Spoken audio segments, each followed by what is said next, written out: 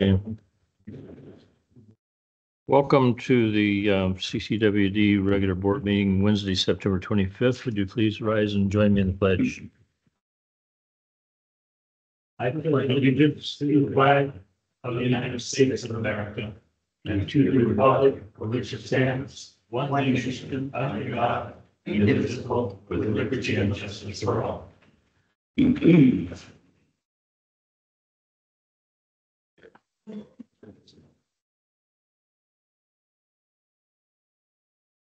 All right. Rebecca, would you please call the roll? Okay. Director Cicada. Here. Director Davidson. Here. Director Underhill. Here. Director Ratterman.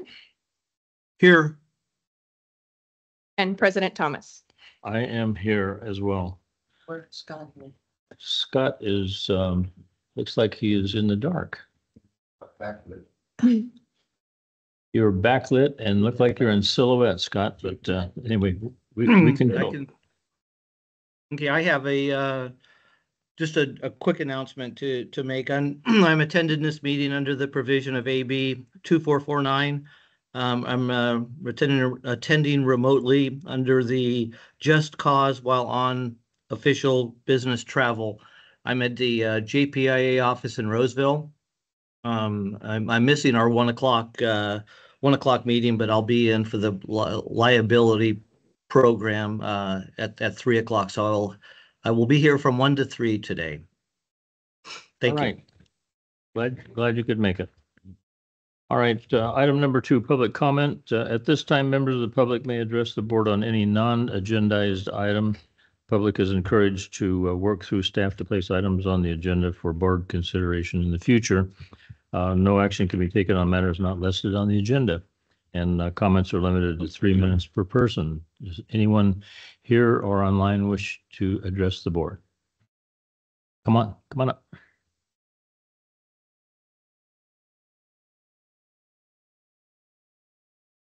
Good afternoon, Francisco de la Cruz, Valley Springs. One of the things that we're learning as we attend more and more of your meetings is you all have a lot of contacts out there and you all attend conferences, meetings, etc. And the expectation that I would have as a member of the public to be kept informed is to understand the purpose of your being at the meeting, what we accomplish by your attendance, and why go out and spend 2-3 days of your precious time to go somewhere and we don't get any feedback or understanding of what meaningful things we gained by having you there representing our interests. So I'm asking for you to consider coming up with a standardized, trip report. Here's where I went. Here's the purpose. Here's why we're members. Here's what we accomplished. And thank goodness for this, and all of that. I think it would help us understand much better just the width and breadth of your responsibilities that you have to stay on top of. Thank you. All right. Thank you, Francisco. Looks like Pat Roy has his hand raised. Go ahead, Pat. Thank you. I have some questions. I'll probably just put them all in one shot and then hope for answers at the end. In perusing the CCWD website the other day, I noticed that CCWD and EPA have joined together in I'm sorry about the phone, the Water Safe program, and I can't turn it off, and which is for promotion of water efficiency. And the question I have is, with the loss rates that CCWD is currently incurring between the various divisions, with Jenny Lind being the highest and Copper being about second in line, totaling about 42 million gallons of lost production water. How do these two programs seem to dovetail together? I mean, how can we be saving water when we're literally running it down the sewer?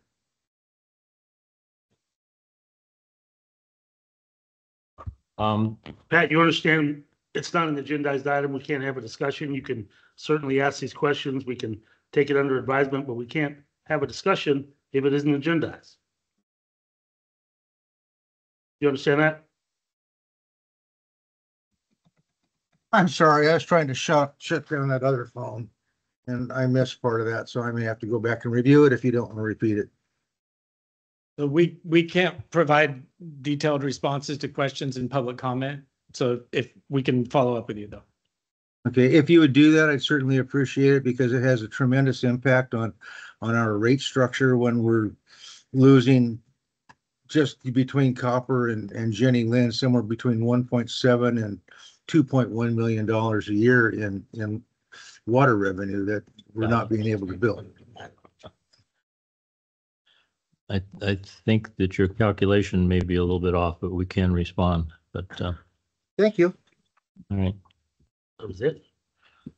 All right, anyone else here or online? If you're on a cell phone, you just need to break in to get our attention. All right, seeing none, let's go move on to item number 3, the consent agenda. Following items are expected to be routine, non-controversial. Items will be placed upon or acted upon by the board at one time without discussion. Any board member may request an item to be removed for later discussion. We have 2 items, approval of the minutes and report on the monthly investment transactions. I'll make a motion to accept the consent agenda. Second. Okay, we have a motion and a second. So would you please poll the board on this item? Director Cicada, Yes. Director Davidson, Yes. Director Underhill, Yes. Director Ratterman, Yes. and President Thomas. Yes. Okay, the consent agenda has been approved. All right, item number 4, new business. 4A, discussion and action regarding USBR WaterSMART grant application. And Kevin, do you have a report on this?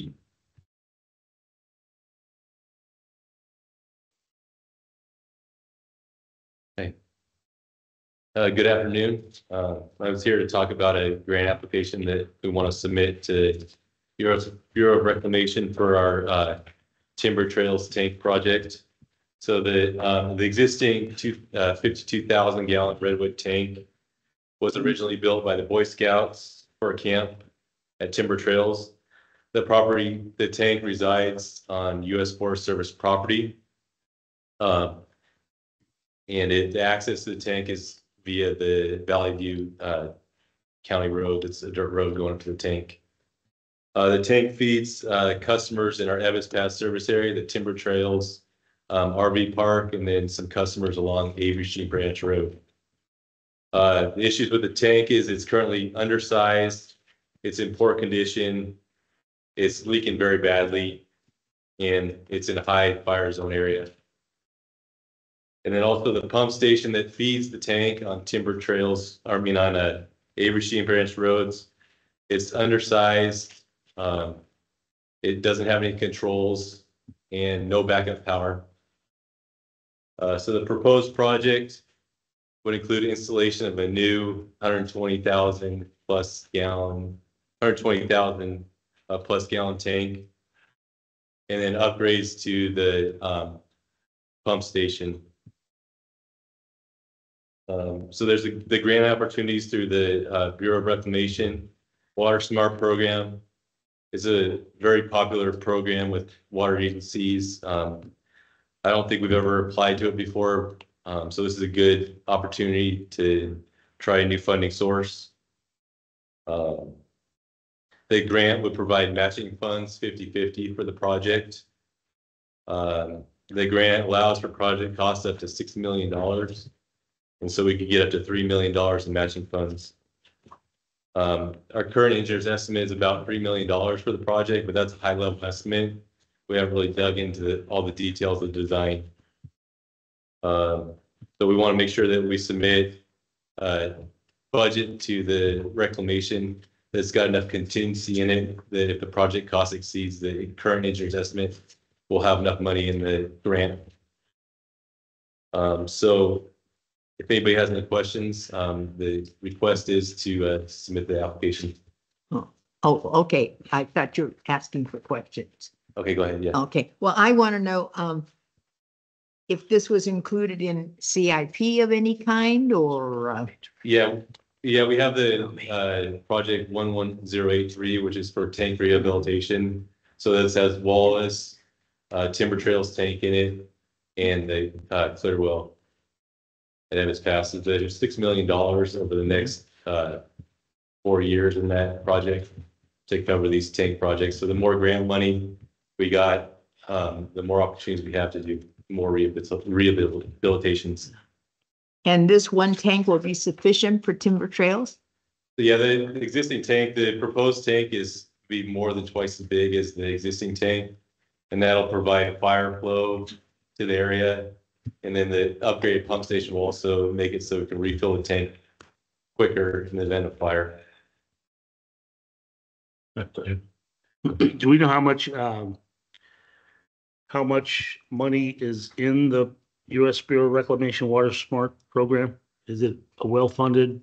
It's a very well-funded program. Like, do you have any idea? There's obviously nationwide. It's in the Western United States, the reclamation. So it would be, there's several different programs in the WaterSMART program. This is the drought program. So I'm not sure exactly how much is in the drought program. They don't really say. There's 3 different grants that you can apply for underneath this grant opportunity. So. Okay. So, I mean, my curiosity is how competitive it is. I mean, are there, I don't know exactly.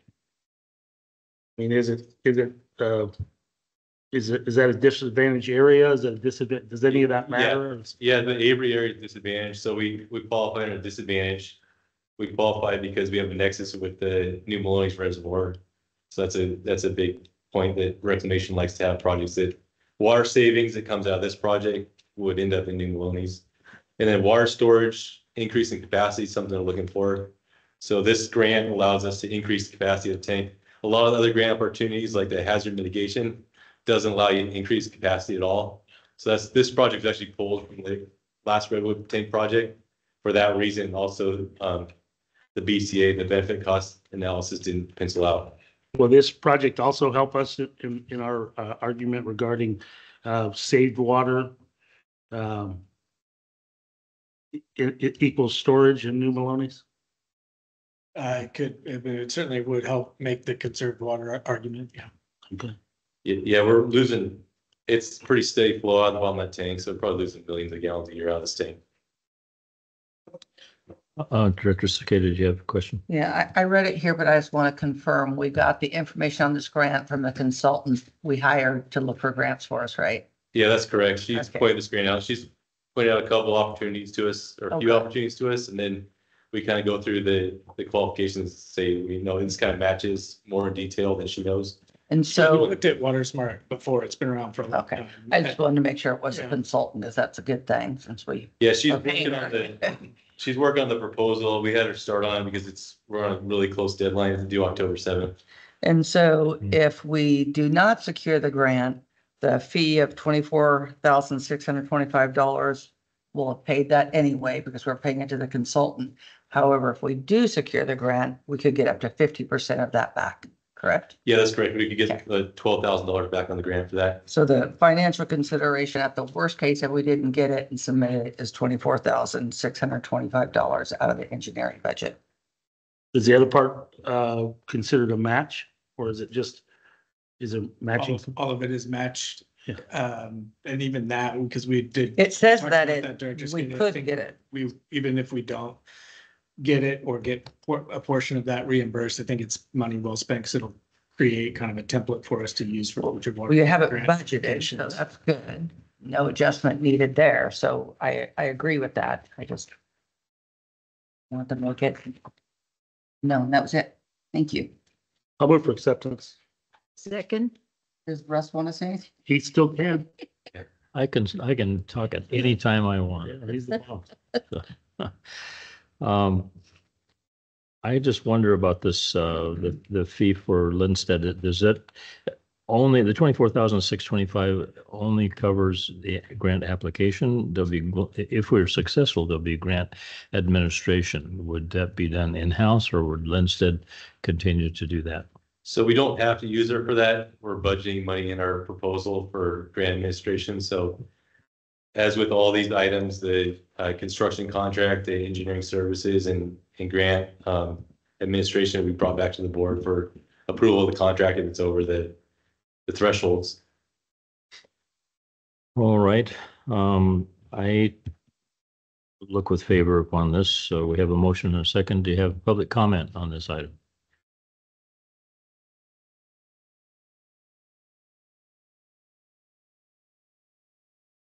I may have misunderstood, Mike Castro of Alex Rings. I may have misunderstood something in past meetings when you talked about utilizing this grant writing group services. That my understanding at that time was that they would apply for all grants that they possibly could, and that they were going to get compensated on the amount of money that they were bringing in on the grants that were approved. Now I'm seeing that they're going to get money whether the grant is approved or not. Did I misunderstand how the program was going to work with these people? Yeah, so it's a huge amount of work to apply for infrastructure funding grants. So there were no grant applications included in the contract that we have with them. What we contract for them on a regular basis for a pretty small amount of money is reports on what grants we might be eligible for. And so they've taken a look at our CIP, what our priorities are, and looked at funding sources to try to match those up and make recommendations to us as to what we're most qualified for, what would be most competitive for. But that doesn't include any grant applications. Grant applications are above and beyond that. And we can decide whether we do it ourselves, which we've done in the past, where we've done that in-house internally, or in this case, we use the consulting firm to help us prepare the grant application. Okay. Second question would be that roughly $25,000 fee that they're requesting. Is that based on 3 million, or it would, even if it was a $10 million grant, it would be the same amount of money, or how's that calculated? Is it based on what the grant might bring in, or is it based on some other factor? It's based on the work effort to put the grant application together, but Kevin, go ahead if you address that. Yeah, that's correct. They give us individual letter proposal for each grant, and we can evaluate the cost. They give us a proposal. Okay, So it depends on the criteria. complexity of the grants. Some grants are more complex than others. This was a pretty complex grant. Okay, thank you. Kevin, I have one more question before we submit this to a vote, but you said at the onset that you estimate that the work could be done for about 3, but you're going to apply for 6 million grant. Is there anything in approaching in that way that's going to jeopardize our opportunity or our likelihood that we'll be approved? Will they look on that with disfavor or usual customary? No, we talked to our consultant. She recommended that we apply for the maximum that we think it could cost. She said there's no disadvantage for applying up to $6 million. All right. Yeah, I have one other comment. Do you think it's possible when you guys are looking at a grant that you could send us, the board who wants one, I'd like to see it, the criteria for the grant that we could look at? Because you know how they all have their own little criteria. I'd be kind of curious what this criteria is. Okay, yeah, she, Email it. yeah, Lance did, she provided us a quarterly report that we brought to the engineering committee before, that had all the criteria listed in each of the grants. You know, So that was something that we were talking about bringing back to the engineering committee soon. I'd like to have, and you may already do it, but maybe make sure that the rest of the board members get that kind of information that goes to the engineering committee or any of the other committees. I think we do that, don't we? I don't remember saying it, but We it's this reviewed one. this quarterly, correct? Yeah, we review it quarterly, so we bring it to the, which is about in sync with the engineering, every other engineering committee. I know at the last open meeting, I was asking if we could do some kind of a quarterly review with the whole board as well, unless you're going to give a report, Russ and Jeff, at the whole meeting about our grants. They could do that too, I guess. I'm just, I'd like to see the criteria just because I Yeah, the one of, applied for grants before. The whole board should have that quarterly report. Right. Yeah. So we can forward that to you, and then we are planning on providing a more detailed full update For the on whole, grants. Yeah. perfect. We don't have that agenda as for today. Right. Thank you. All right, before we go And to, when will When will we get that? How, I think it's due here. We were gonna try to bring it to the next engineering committee in, next month. So that was, and then we're also applying for the Arnold one here in the next couple of weeks too, we talked about previously. So we got a lot of grant stuff going on. and I think what Cindy wants is, some kind of control over, No, I think the No, board it's meeting just- following that might be a good one to provide the full board with an update. as far as the criteria goes, sometimes you just have a brief little 3 pages that say, here's what we'll consider, what has to be in your project, what requirements of the project that will be potentially grant approved kind of thing. Okay, Thanks. All right, just to be on the safe side, or anybody online wanting to make a public comment on this item? Okay, 1, 2, 3, all done. All right, would you please pull the board on this item? Director Cicada, Yes. Director Davidson, Yes. Director Underhill, yes. Director Ratterman, Yes. President Thomas. Yes. Okay, this item is approved. All right, item 4B, discussion regarding CCWD's water treatment processes and water quality. You're up, Damon. Damon. Good afternoon, Directors, President Thomas. So I want to acknowledge that we do have some treatment operators in the audience this afternoon and folks from the public who have participated in tours of our water treatment facilities and Well, who are they? staff. So we have John Brown, who's the senior water treatment plant operator for the Jenny Lynn water system, and Christian DeMasters, who's a water treatment operator also in the Jenny Lynn area, and David Young. Also- Super talented group of folks over there. Is David's also from Jenny Lynn? That's right. Yep. Oh, So nobody was available from Copperopolis or? Or Well, Pat. actually, we had, everybody is working on making it, so we might have some folks come in before. They all helped me because it's been quite some time since I've. Anyway, welcome, gentlemen. Appreciate Yeah, you. thank you. Appreciate you being here. Yeah, it's been quite a while since I've turned valves or completed. You filters. better get right on that. So, yeah, and right out of the gate, I just want to acknowledge Director Davidson and what he said. Recently, we've had some public comment asking questions about chemical dosages at our treatment facilities, which is what kind of elicited this presentation, because we recognize that not everybody that attends a CCWD board meeting has an opportunity to get out into the field and to participate in a tour of a water treatment facility. And so thank you for that, because I think, when you push information that's out of context, it can have damaging effect. And so this is also an opportunity for all of us to just review the different processes that have chemical addition at the treatment facilities and to talk about them from a high level. And so jumping right into it. So is this the way I organized this? Well, if I would have organized it now, I would have done it a little bit better. So there are actually 2 main sources of supply for our water treatment facilities. We have surface water and we have groundwater. And surface water is characterized by low mineral content, but it also can be flashy. So you can all understand that you can have muddy rivers during a storm event. And surface water is also characterized by the presence of bacteria, viruses, carbon. So carbon essentially comes from decomposing plant matter. It can have a low alkalinity. And it's governed by the surface water treatment rule. So surface water, everybody can imagine lakes, reservoirs, rivers, creeks, streams. Then you have groundwater. So you have wells, you have aquifers, and you have fractured rocks. So western portion of Calaveras County is in an aquifer, the East San Joaquin subbasin mainly, and the vast majority of the county is fractured rock. So you're going to have this variability on water supply when it comes to wells.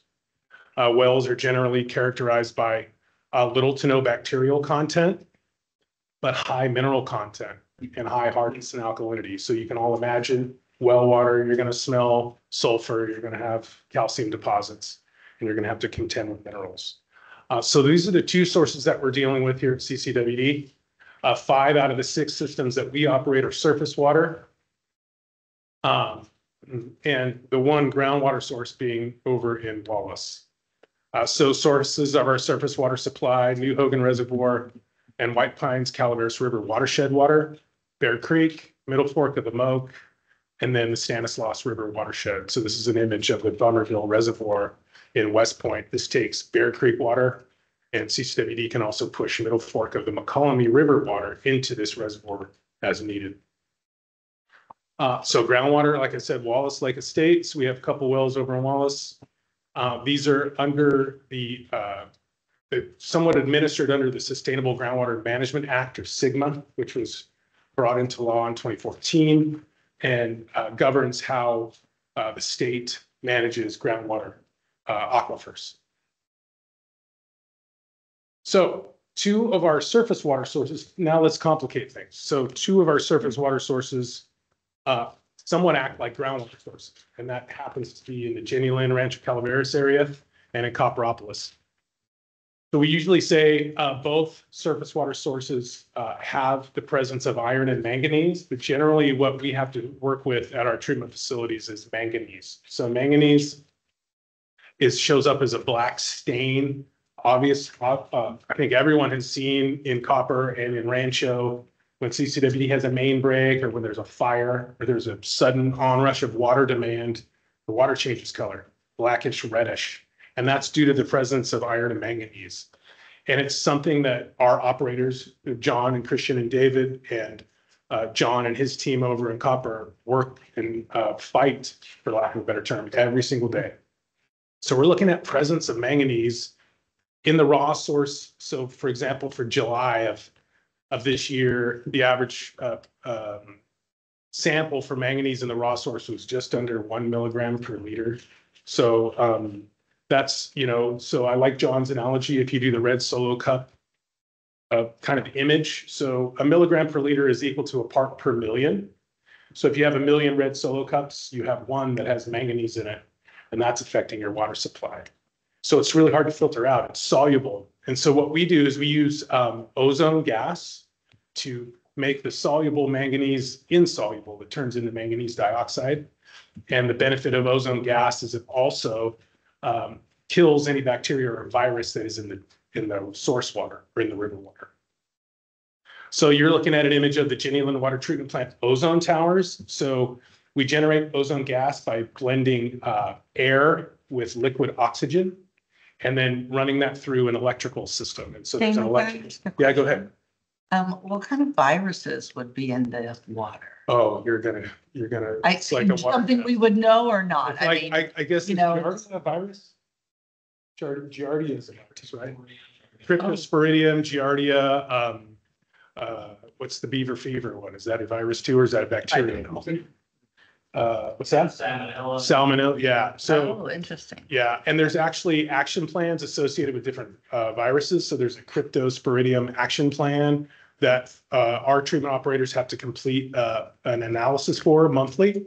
So one thing I want to highlight here, and it'll come up as we look at the different processes, is that our operators are pulling samples routinely, but so is our online analyzers. So they're always grabbing information, and the state requires that we contain that information, essentially on a continual basis. So the parameters with which we're required to analyze, to understand the efficiency of the water treatment process are recorded and documented, and not only reviewed by our staff, but reviewed by the state on a monthly basis. And moreover, the state performs an annual inspection for our facilities, and they work to ensure that everything that they see in the data and they see in those monthly reports is true when they show up to the facility. And so that's always happening while we're discussing what our folks are doing all the time. Yeah. What makes Hunter's water treatment plant so unique? It does not, well, it's not actually a unique fact, but Hunter's does not have iron and manganese. Right, that's what I'm reading. The challenge with Hunter's, so there's, and we don't really cover this in this presentation, but the challenge with Hunter's and the Evans Pass water system is water supply versus fire protection. And that can come down to a water age conversation. So what happens when you have water that's been sitting in a tank longer than you would like it to is you can generate additional, what we call disinfection byproducts, and I'll cover that here in this. So real quick, ozone towers, those are stainless steel. What are they, 30 feet high?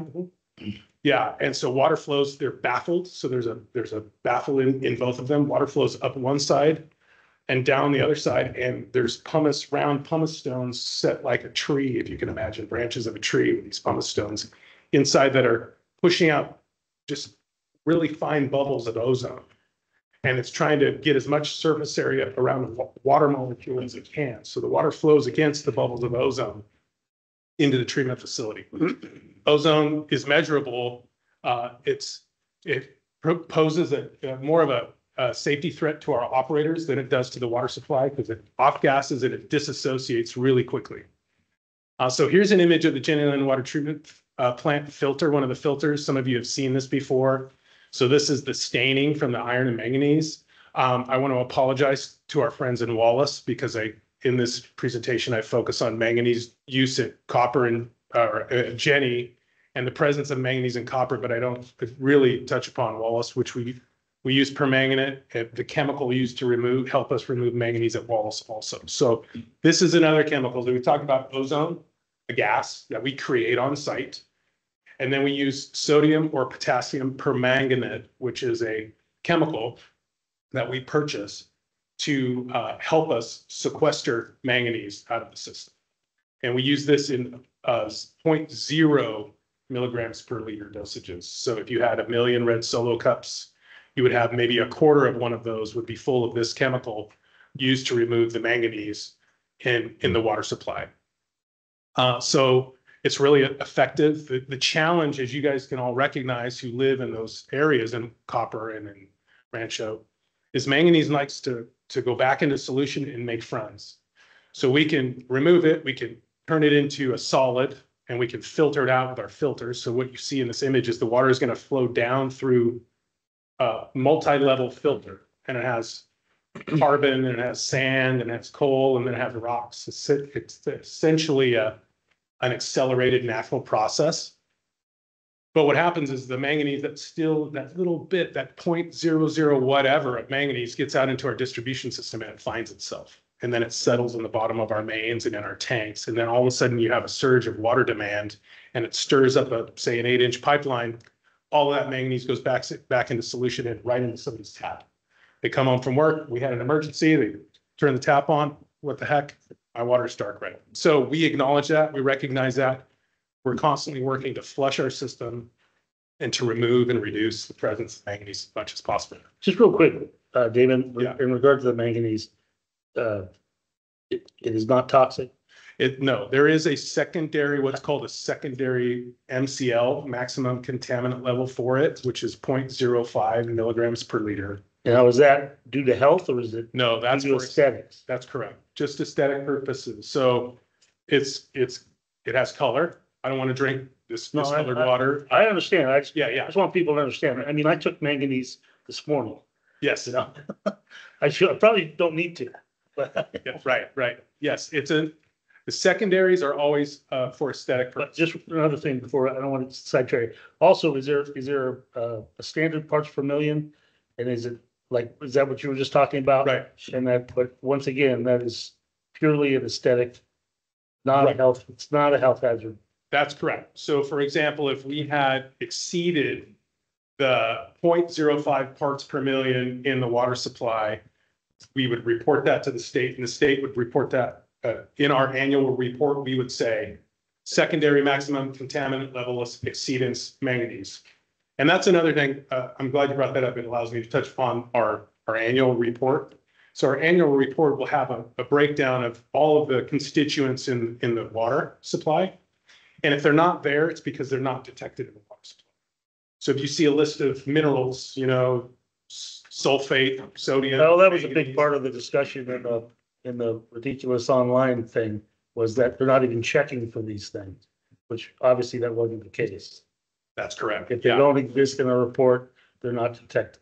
Exactly right. Yep. So moving on through the presentation. So we've talked about manganese, we've talked about ozone.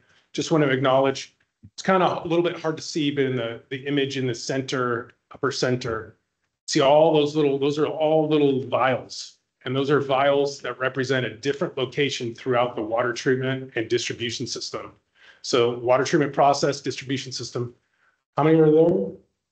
16. So 16 different sample points for manganese analysis completed every Monday. And so the bottom image on the bottom right, it's kind of hard to see, but there are stickies on those bottles that say backwash return, clear well, raw. The bottle on the left is the raw bottle, and you can see just discoloration in the water supply there. So you know that's raw. There's 60 different bottles there, could be from a tank, could be from a filter process. And so our operators are always grabbing these samples and then analyzing, in this case, the presence of manganese in all of those locations, and then adjusting treatment processes to better combat the presence of whatever it is they're looking to get out of there. So we talked about oxidation. So right out of the gate, raw water comes in, it gets blasted with ozone, and it gets dosed with permanganate to oxidize minerals and also to inactivate viruses or bacteria. And so this is kind of an image that shows an ozone generator on the left and the ozone air monitor, one of them in the treatment plant. So this will alarm and send out an alarm if there's presence of ozone gas in the facility, and our folks need to be aware of it. And then there's the same image of manganese analysis. So that's a key treatment process kind of at the outset of treatment. And then CCWD uses a unique process where we combine two distinct treatment processes, coagulation, flocculation, and clarification, I should actually say 3, into one unit. And it's actually attached to our filters. And so we use really small footprints for our water treatment facilities. And coagulation and flocculation is the point where we're going to grab a hold of all of the dirt and the debris in the raw water, and we're going to sequester it and then filter it out. So chemicals we use in this process are polymers and coagulants. So polymers tend to have a longer chain, and they're more of like a weighting agent, and a coagulant will have a charge. It can be positively or negatively charged, and it usually has a metal in there. And so we use both of those.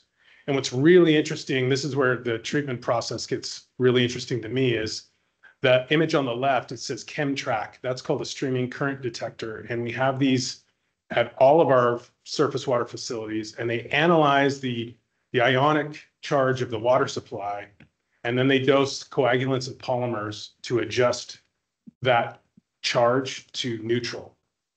So most dirt and debris has a negative charge in the water supply, most.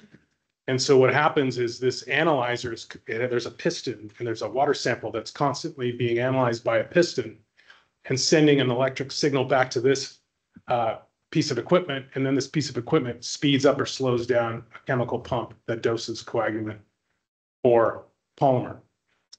And that will then, the coagulant and will then grab a hold of all that dirt and debris and form what's called flock. And flock is, if you can imagine, dirty popcorn.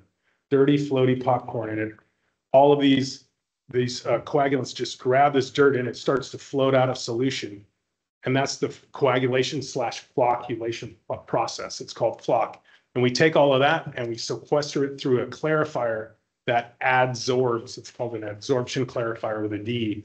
So the water, the flock is excluded through the clarifier by all these tiny 20,000 little, they look like lentil beans. And so the voids between all of these little plastic beads is where the water can travel, but the dirt and flock and debris stay behind. And so how do we know that we're not pushing a bunch of coagulant and a bunch of polymer into your water supply? It's the measure of the clarity of the water. So what is called turbidity. So I believe it's still with the surface water treatment rule, you can't have any more than, I want to say it's 95% of all your samples have to be below 0.3 turbidity.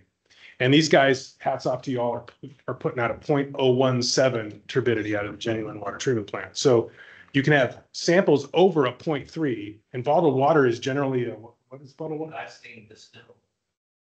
0.08, and these guys are putting out a 0.017 out of the genuine water treatment plant. So the image that you can see the Chemtrack streaming current detector. It's going to dose coagulant polymer as it analyzes the electrical charge of the water. And then it's going to go up through a clarifier and down through a filter. And then the central image is the two copper clarifiers are in the foreground and the filters are in the background. And I think some of you have seen this live and in person, this Jenny Lind clarifier flush in the image on the right. And that water, you can't really see it because it's almost black. Because all of that sequestered iron and manganese that's been taken out of solution is being flushed out of that clarifier and put into a backwash basin where we allow the debris to settle out and then we return the water. So we've talked about oxidation, coagulation, flocculation, and now we're into disinfection. So imagine the water is filtered, we've dosed it with ozone gas is dissipated, it's killed whatever critter was in the water, and it grabbed some manganese and put it out of solution. And then the permanganate grabbed any additional manganese it could, took it out of solution. And then we filtered all of that out. And now we have essentially clean filtered water that is almost ready to go out and be used for public consumption. But we need to disinfect it. And the state requires that we have a measurable disinfectant residual in our system to ensure that should something happen out in the system, there's something there to inactivate any critter that could get into the water supply. And so for that, we use chlorine. We used to use gas chlorine, which is very dangerous. And we would basically take some of that gas, siphon off some of that gas and turn it into a liquid. But chlorine gas is pretty much going the way of the dinosaur these days. And most folks are using 12.5% sodium hypochlorite, which is essentially just household bleach on steroids. And so we dose this generally. I'm dancing on diving into the weeds and trying to be high level all at the same time, but I'm going to go here a little bit. So chlorine will have a dose, and then there will be a demand in the water. So now it's time to disinfect the water so we can give it to the public. And so there's a requirement with which that chlorine sits in contact with that water molecule to tell us, okay, it's safe to go. The requirement by who? The state. And it's basically a ratio. And so you take all these water quality parameters and you push it up against time. So if you use 3 milligrams per liter of chlorine and there's a demand for 2 milligrams per liter in chlorine, meaning that's how much was in that water supply that was eaten up because it was killing things, then you have a 1 milligram per liter residual. Then you've ensured that you've met your disinfection ratio. You can send that water out to the system. And so these images kind of show you, it's hard to see in the image on the left, but that's a tap, chemical injection tap. So if you're going to inject chlorine into a pipe, we use these long taps that thread right into a pipe. And then the middle image is SCADA system. So this is our system that we can use to control all of the processes. And those are set points for the clear well. And that's part of that calculation or that ratio for disinfection. And then the image on the right is a chlorine residual analyzer. So these are always pulling a sample of the water supply at the disinfection process. And they have alarms on them. So if for some reason the disinfection process runs afoul, this will send out an alarm and shut the entire operation down, and it'll call somebody out. There's also high-level alarms, and that will do the same thing. So we've talked about oxidation, coagulation, flocculation, filtration, disinfection, and then the latest and last in the round of chemical additions is corrosion control. Damon? Yeah. If you could go back to the prior slide where you showed the That one. the yellow screen in the middle. Oh, yeah. Oh, the SCADA one? Yeah. That clear well. Yeah, SCADA. Yeah. Director Cicada and I have talked about this a little bit recently about how we have our internal accounting system, everything electronic and data wise here will be on the cloud.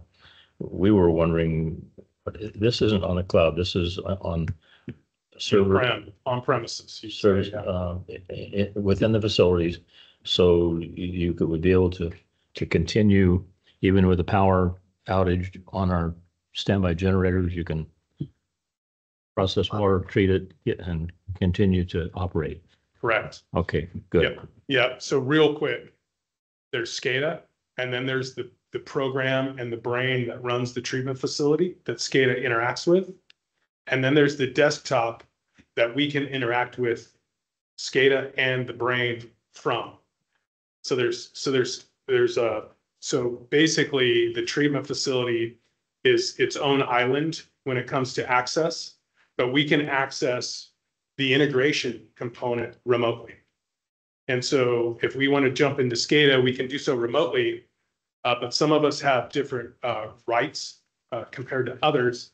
And the brain can look at that information and determine whether or not it's going to be usable or not. And that's really to protect our systems and our water supply from cybersecurity. And so I tried to, if there's a lot going on, there's a lot to unpack with that statement, but just rest assured that there's basically 3 different firewalls that keep our system protected. And essentially their treatment facilities are on an island at the facility from remote interference. Okay. That was comforting. Thank you. But, Yeah. but all that stuff not that long ago was all manual. Yes, right. It really hasn't been, the technology has not been there that long ago. Those operators, I mean, it's changed dramatically, Yeah. for the better, but. Right, for the better, yeah.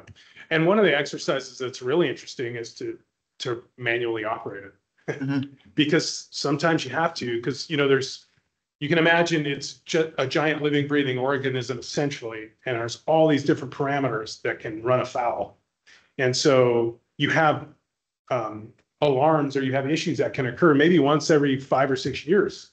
So I might retire by the time that thing fails again, and everyone's like, wait, how do we address that? And so our folks have alarm troubleshooting guides, they have alarm SOPs, and then we run basically dry runs to test, okay, can we run this thing as can the 3 of those guys go run that facility if we have to? And so, yeah, but it has changed immensely. I thought we had a contract with you that you couldn't retire. Yeah. Yeah, Be nice. it's funny, I'm even talking about that. So, yeah, so the last chemical in the process is corrosion control. And so we dose zinc orthophosphate at all of our facilities. And really the objective behind corrosion control is any pipe, whether it be ours or the customers, that has the potential to draw a metal into the water supply. We want to coat that pipe and protect the water supply from that metal, whether it be lead, whether it be copper, whether it be some sort of mineral coming from the galvanic process, so galvanized pipe. And so we dose zinc orthophosphate generally around a 1 part per million, and the system generally has between a 0.5 and a 1 part per million throughout the system. So we'll go out and we'll analyze the system for the presence of zinc. That gives us an indication that the pipe is safely coated. This is really in consideration to older homes. So homes built before 86, homes from the 60s and 50s, if the plumbing hasn't been retrofitted, can often have older galvanized or copper piping, and we want to make sure that it's coated and protected. And really, the residents are protected and the water supply is protected. Additionally, we analyze for lead and copper, so we ask for the participation of our customers in that effort. And we ask that they take first draw 1 liter samples from either the kitchen tap or a tap in the bathroom when they wake up in the morning, so we can understand whether or not we have the presence of lead and copper. And that's through all of our systems. And that information is reported in the annual report. And there are action levels associated with lead and copper, which we are currently under. So just to recap, we treat both surface and groundwater.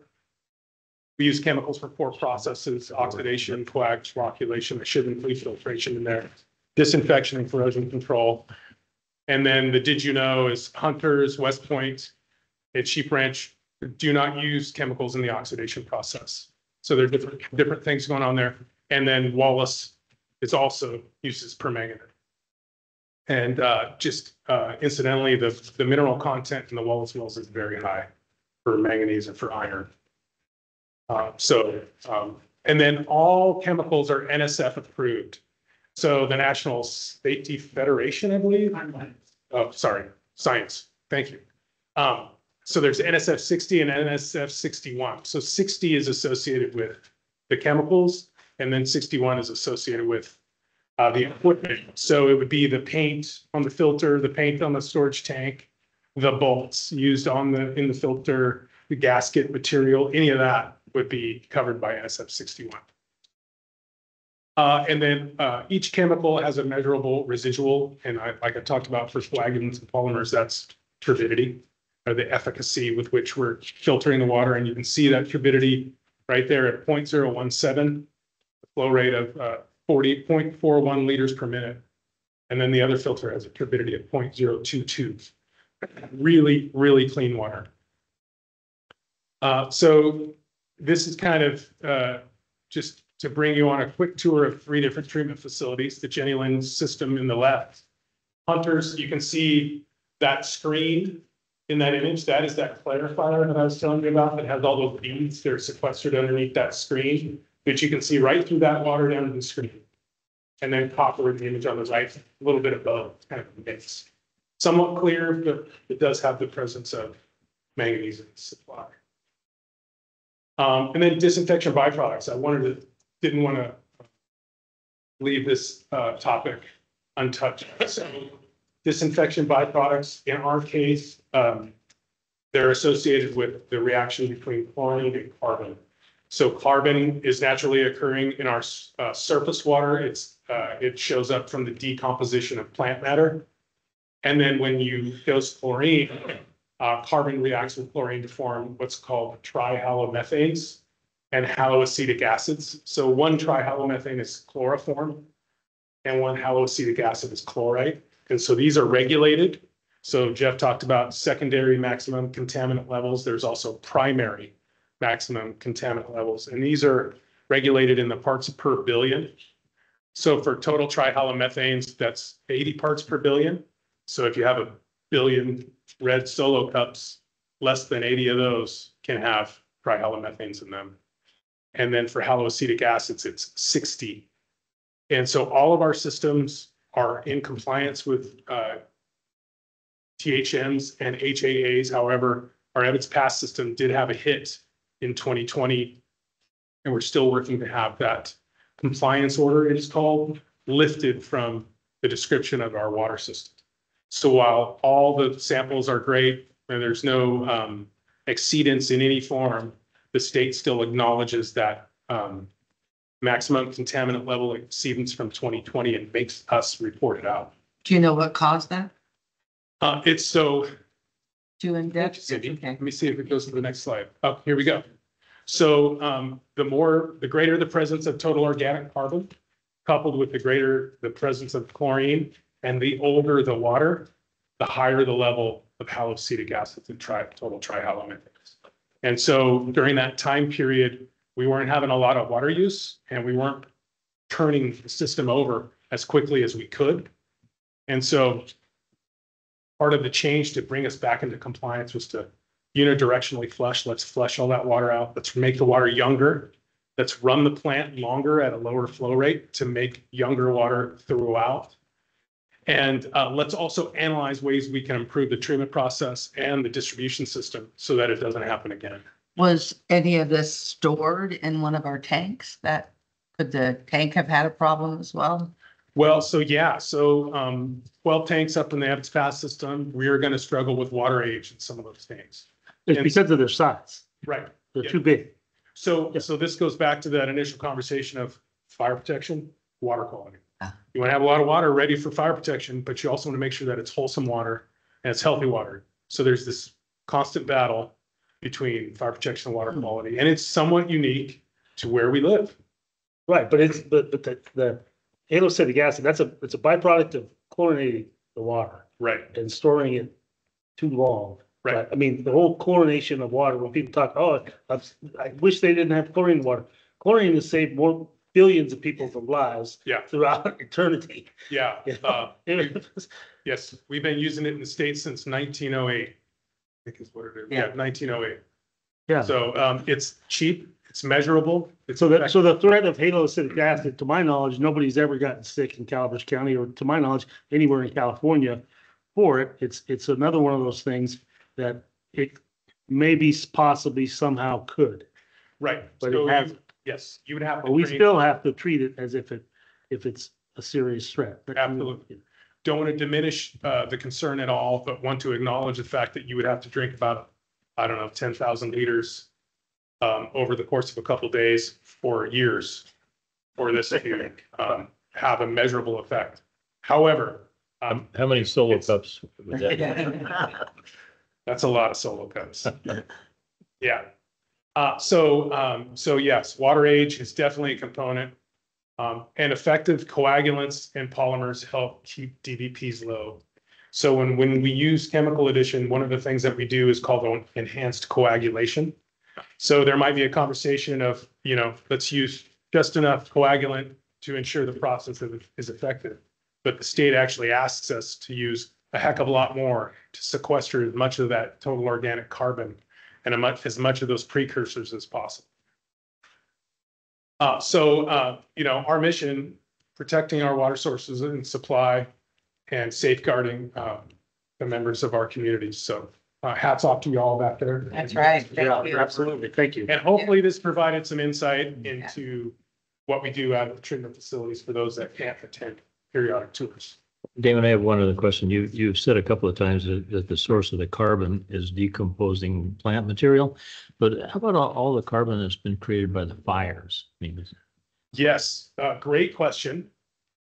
So the wildfires have a significant impact on raw waters and water quality, and actually compelled CCWD to receive grant funds for a treatment process called an active flow process at the Jillian Water Treatment Plant. Because initially, right after the Butte fire, that the water looked like iced tea, and it was just full of carbon and decomposed plant matter and minerals. And you can't, at least in my experience, it's really difficult to filter out the odor. So you get this smoky odor throughout the entire process, and really troublesome water to treat. Well, also, it was all the chemicals that were stored in everybody's garage and 700 and some odd houses. All that stuff got into the watershed. Right. You Yeah. And so that's kind of the little cousin to that is the first flush. So when we have a huge first rainstorm and all of the water flows in, and then we're treating all of the dead deer lying on the side of the road and all of that comes in, we see an increase in chemical usage at our treatment facilities to try to combat all of that. Well, I definitely appreciate everybody's work out there. I hate even having to bring stuff like this up because it's really just trying to combat disinformation that gets, a lie will get pushed around a lot faster than the truth will catch up with it. But I appreciate this report and I appreciate all the work that you guys do. And so hopefully we can, give the public the actual reality perception of what we do, what our staff does here. So I'm very thankful for your work. Yeah. Yes, thank you very much. Good job. And I marvel at the knowledge that the field forces have. To have, right. And the continual education, because these things are changing every day. And so you have to make sure that our staff is prepared, and you've done that, Damon, and I think that's wonderful. Yeah, thank you. Yeah, every operator is certified by the state, and they have to complete continuing education units every 3 years to keep their licenses. Thank you. Right. That's a wonderful report, Damon. I appreciate it. And President Thompson, if I could just add real quick. Yeah, and I think it's a great opportunity. We should do stuff like this more often just to highlight the amazing work that our staff do.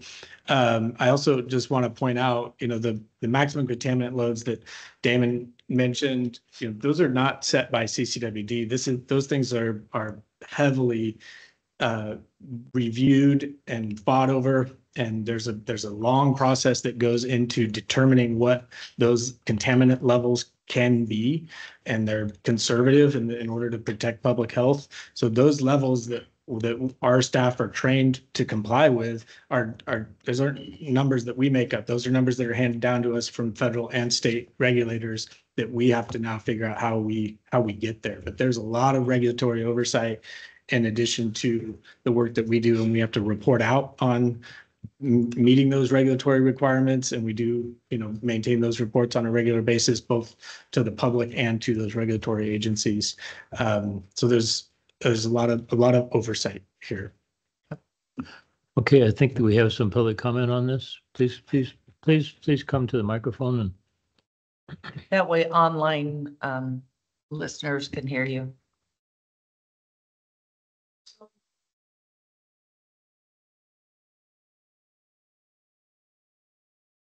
Take your time.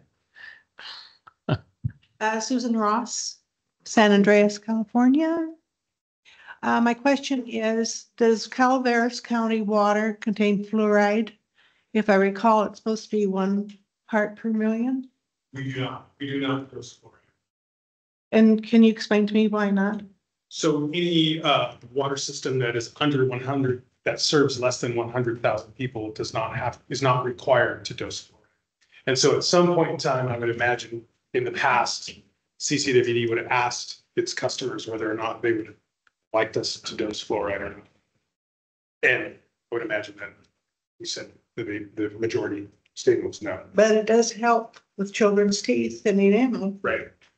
Yeah, understood. Ma'am, you live in San Andreas? I would assume your provider was CPUD. I want Oak Shadows Mobile Home Park. Do you have public water supply? It wouldn't be supplied by us, just so you know. It would be Calaveras Public Utility District. Right. Thank you. thanks for clarifying that, Jeff.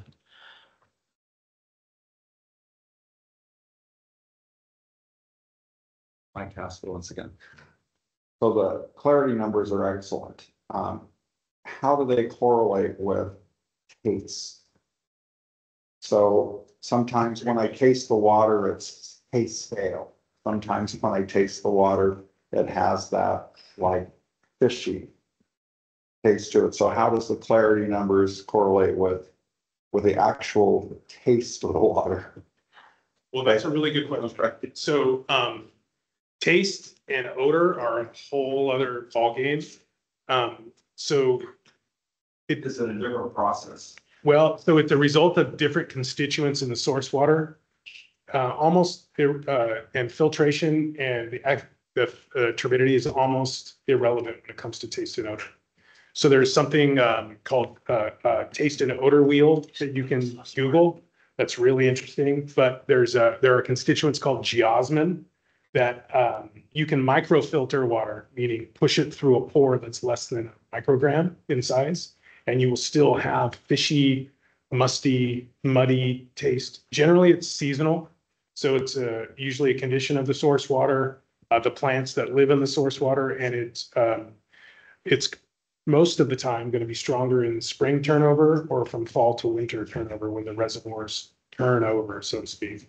So the warmer water the water on the top cools in the fall, and then the colder water on the bottom will kind of flip, and it will become uniform in the wintertime. That's generally when you're going to have, like during that transition where you're going to notice that, but it's almost not related in a way. However, we are still curious to know that. So if you ever have issues with taste or odor, just give us a call. And then when it comes to odor, if you smell chlorine or if you taste chlorine, it's generally because the water is aged and the chlorine is off gassing. We don't want you to smell it or taste it. And that's usually it means it's at a good dose when you don't smell it or taste it. Thank you. Yeah. I would like to mention that at one of the meetings that I went to that was an aqua meeting where we toured the Metropolitan Water Facility down in Laverne, California. It was really very interesting that they showed how they actually have water tasters, that they process the water millions of gallons per day, and before they send it out, they have people that taste it, and if it's too clean, it doesn't taste good. So they actually inject some taste good element to it. You have any idea how many times that water is run through a sewer treatment facility and then flows down to? Yeah. That's another point to make. Most folks in Calaveras County are drinking snow milk. They're not drinking water that's been through the places. Our water quality it's superior to anybody that's below us, without question. Yeah. Yeah. Okay. Well, we have, is that Director Ratterman? You have a question? No, thank you, Director Thomas. I just have a comment. I wanted to thank our staff and realize what a difficult job they have at the water processing plants, and at each one of them is so much different than the other. I wanted to ask, do they do any cross training? I mean, is there I don't think the exact same thing is done at one plant versus another. Do they practice backing each other up and learning what is done at different facilities? Yes, yep. So there is periodic cross-training and sharing of information and tips and, hey, this works for us, this facility, try this, so that we can cover, yep, exactly right. When we have vacations or unanticipated staff outages, we'll be able to cover everything. Yep. Well, I certainly want to thank staff for coming into our meeting today. Sorry I couldn't be there to see you and meet you. But I know what a great job you guys are always doing, and thank you, Damon. What a great presentation. Yeah. Thanks, guys. Okay, any other public comment? One more online? Matt Roy. Yeah, first I'd like to apologize for a massive mathematical error earlier, but at the same time, I would love to thank Damon for that wonderful water quality report.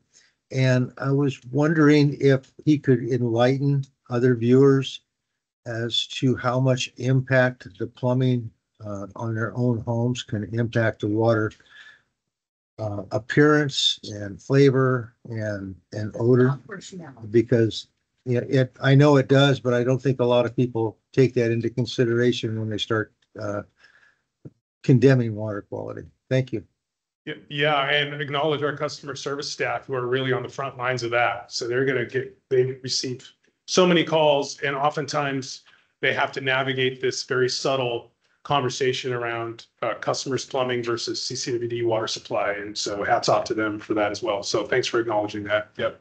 Well, it seems I saw a report a long time ago regarding lead. And again, lead is not a significant issue here unless your house was built quite a while ago. But the report basically said that first thing in the morning, when you turn your faucet on, if you're in an older home that might have lead, that you need to let that thing run for a little while, and that lead will flush out. It will accumulate overnight in your faucet, and it's just much safer to let it run. If you live in an older house, you live in a, like he said, after 80s constructed home, it's really not a condition or an issue at all. That's right. Yep. Okay, making one more glance at the screen. I see nobody's raised hands. Anybody additional questions over here? Okay, thanks, Damon. Thank you, Damon. And Thank Thank you. you, Thank you, guys. water processors. Good job. Jeff and I go back and forth about who has been around longest, but were you here when the 1908 rules were adopted on chlorine? You don't have to answer that. It feels like All right. Bye, you guys. Thanks, guys. Bye. Thank you for everything. Bye. Thank you. I think that this discussion on the grand jury report might take a little while. I'd like to take a 5-minute break now, if you don't mind. I will use it.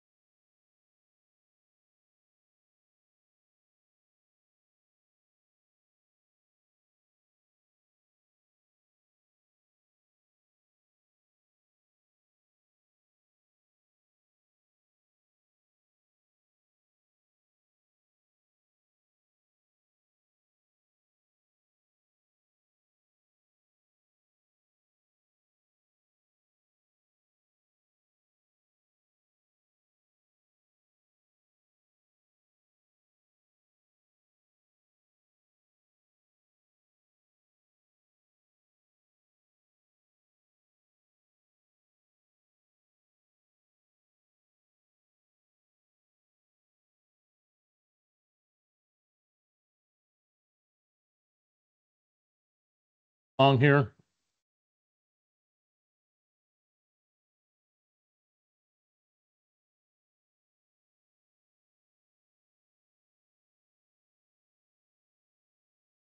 Director Underhill is running also. At her top speed. I feel like that the first thing in the morning between. Okay, I don't need to be much faster than. well, if there's a fire, maybe, huh? All right, if we can get back underway here.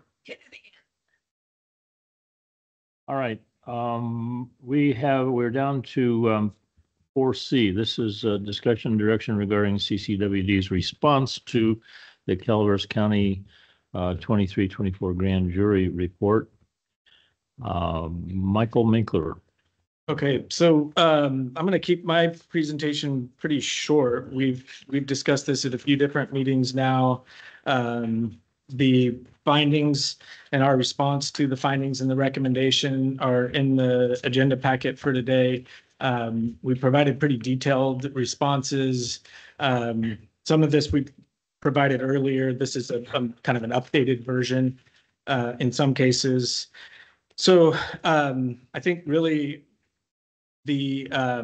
rather than walk through it finding by finding and recommendation by recommendation, I'd rather let questions drive the discussion. And so we'll keep it. I mean, I think essentially what we're just to address process, what we're proposing here is that the findings and the responses in the, not the findings, the responses that are in the agenda packet are approved by the board, and that becomes the district's official response. We would then transmit this under a cover letter to Judge Healy, who's overseeing the grand jury this year, and that would constitute the district's formal response. The deadline for that, I think, is October 7th, somewhere in that timeframe. So we want to make sure we comply with that deadline. But with that, I'll just open it up for questions. Okay, if I can start with a couple of questions, Michael. Incidentally, I read all of these with with fine tooth comb, and I agree completely with what the responses are. But what jumps off the pages here is that did anybody from the grand jury ever call you in the process of collecting this thing? It seems like to me that virtually everything that they have jumped to the conclusion that we're doing wrong could have been answered with a single phone call. So there's limitations to what we can discuss. But I can tell you most of the information that would, I think, have really been informative to the report is publicly available. For example, like the enterprise vehicle lease program, that lease was adopted in open session. We've talked about it a lot. We've reported out on the status of it. So that information is all publicly available. So yes, that the information was available, and we're just in a lot of cases we're providing clarification here, and but there are some recommendations that we're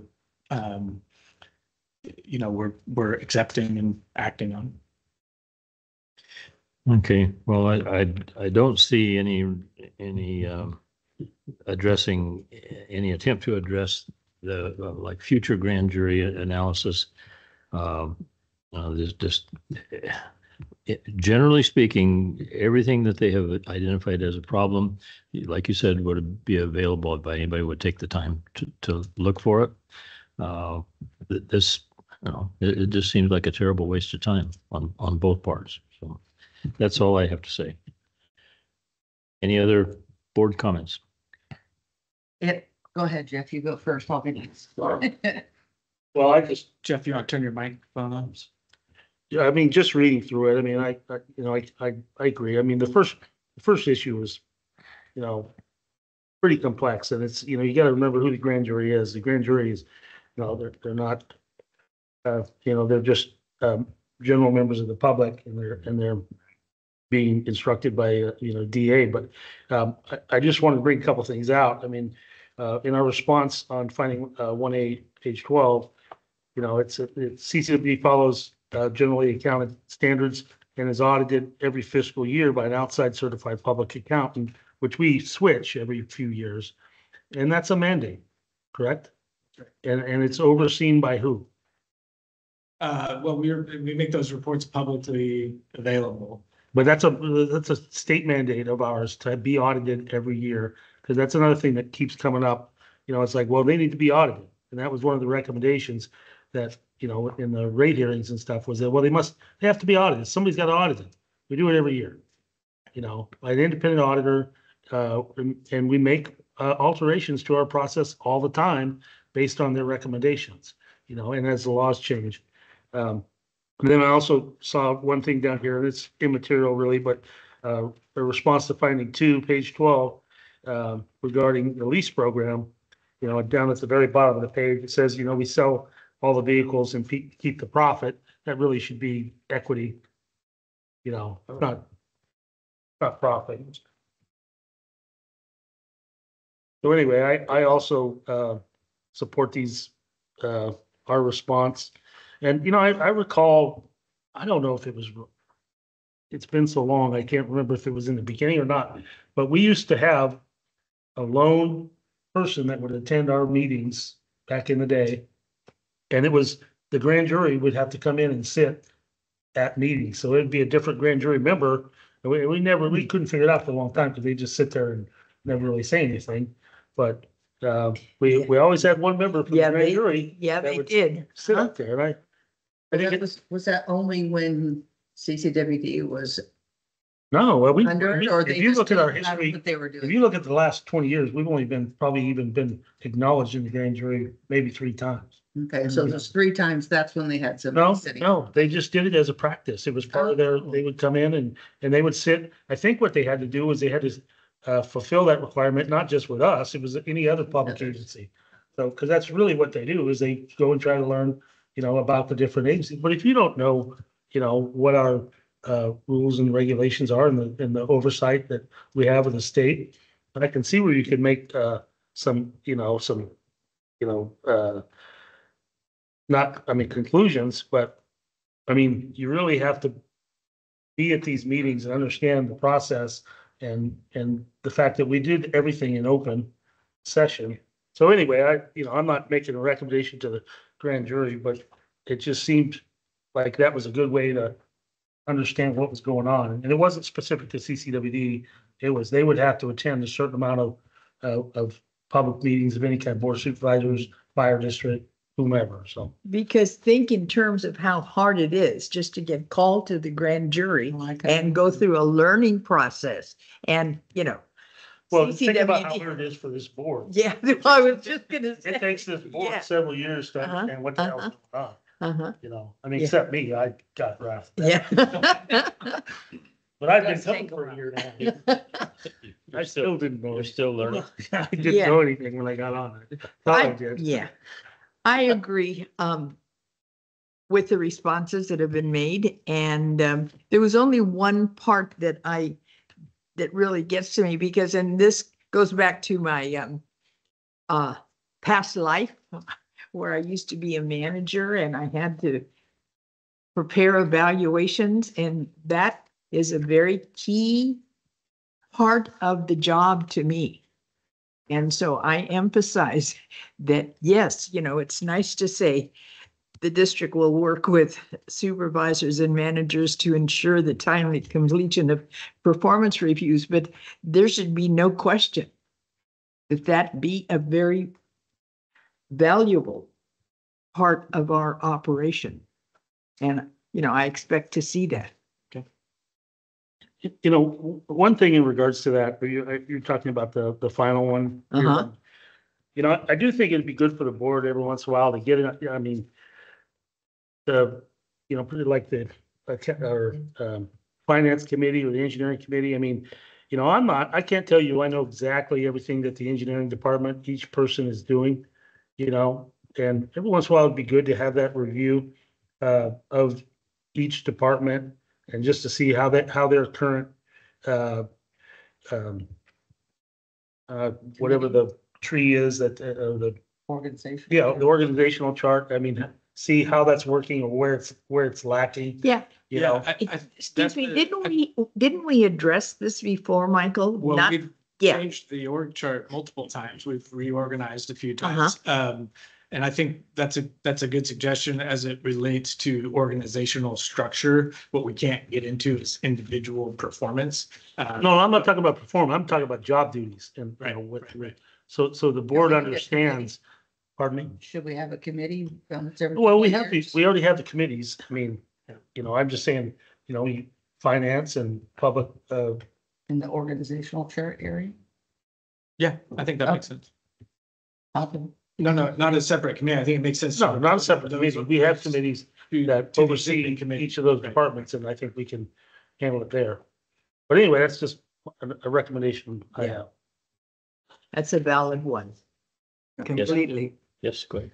Okay, so, anyhow, so I read all through this too, and for the most part, I do, agree or I am okay with the findings. However, I want to make comments on them and state how I feel we should do certain things.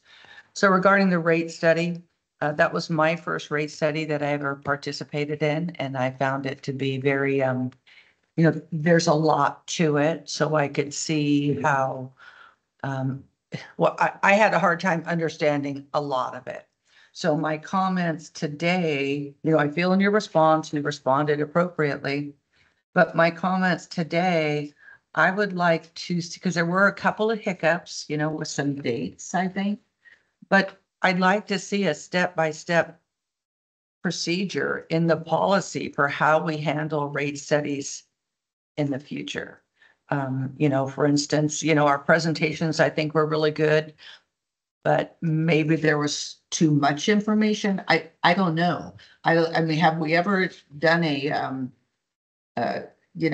study on it to say how we could have done better, where we did good? Because there was a lot of good things that we did good, the town halls and all that stuff. There was a couple of things that I think that are lacking, and I'd like to see before the next rate study, you have a step-by-step program over the course of a year or however long you think this is going to take, from hiring the consultant team to all the steps that you take.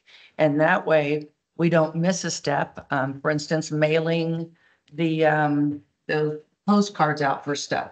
That's just a comment that I think that we should, CCWD should work on that to make it a more step-by-step within reason. We have to follow the Prop 218, but going into it, because we started talking about it, in October of the previous year prior to doing it. So we could have had just an outline for the staff that has to do the work, what they're doing, how the mailing's going and how many town halls and where they're going to be. We need to have how many town halls for each district. So that was my comment on the rate study. And then for the finding 1A, page 12, the getting that the state controller conduct a review of the internal control system to determine the adequacy of CCWD's controls for conducting its operations, preparing financial reports, safeguarding assets, and ensuring proper use of public funds. I think that, well, before I say that, it's a more in-depth review or audit than what just our annual audits do, in my opinion. I think it's called more like of a service review. That's the way I see that what this is asking. Has CCWD ever gone through a audit from the controller's office, not the staff that we hire, that we do every year? Has that been done? I mean, other than our annual audits, which I think covers those areas that are discussed in there. But beyond that, not to my knowledge. Well, are they, is the grand jury asking, because when I say the service, the operations, it controls for conducting its operations, not just the finance. Don't they call it like a service review, how we do that? I mean, I believe at the top of my head that, yeah, I think operations does a darn good job. But what if it was somebody coming in looking, could they make recommendations of something we might consider doing, not just financially? Oh, So- I don't think that's this, I think that would be beyond the scope even of what they're suggesting here. I think they're suggesting controls and, financial control systems. and Just financial. That's included in our annual Well, audits. Well, in your recommendation, you said, based on transparency, if that's what they want, that's what we should do. And I think we should do that, make that extra step. Yeah, I mean, to I do tried that. to hedge that a little bit, not because we have anything to hide, we'd be perfectly fine with complying with that type of an audit, but because we already do public audits every year, it's a significant work effort Yeah. for us to do that. But So with, to have to do one in addition to that, I don't think that should be taken lightly, but at the same time, yeah, we have nothing to hide. well, I know you don't, let me finish one thing. With what's been going on with Tyler, moving all the accounting, so now I'm focusing just in the financial side of it. With everything that's been going on, we're moving everything to one spot. We know that we've had the issues, we talk about it in there. I think just for that reason alone, it would be a good idea to have not because the accountant that is doing our annual audit is the same accounting firm. They just have to change the principal doing it every couple of years, right? And they've done that. Change. And they've done that. Well, no, and we change firms periodically as well. I know, but we've had the same firm for the last few years, which is not a problem. You have a different principal that's running the audit. But I still, because of all the stuff we've done with Tyler, and we're hoping to have that done, by the end of this year, why not see if we're ready to have a audit from somebody at the state level coming in and just seeing how just those processes are going. I would say that I would be in favor of doing that. So, and you did say that if they wanted us to, you would. I think the lease to own program, that you really explained that really well, and it's a benefit to CCWD. Yeah, so all your other ones look good. And then regarding the performance evaluations, I definitely think that we should have those. I think, does manager unit have those in place? And if so, we need to get those done.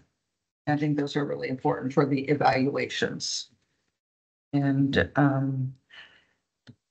it sounds like with the HR person that you've outsourced somebody to come in and evaluate that. You're already doing that. So I think that's really good. But I think the performance evaluations, a policy of how we do rate studies, and then getting an audit, I'm all in favor and would encourage all that being done.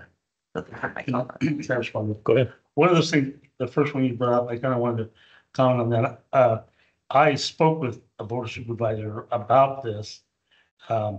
And he's like, he said, we're not going to do that. I don't even think they understand. And I don't really understand how that would differ from our process. Mike or Jeff, whoever wants to answer it. How long is the auditor in the house here usually when they do their audit?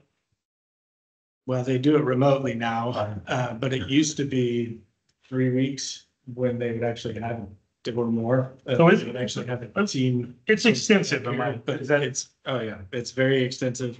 Go ahead. Director Davidson, they started in June.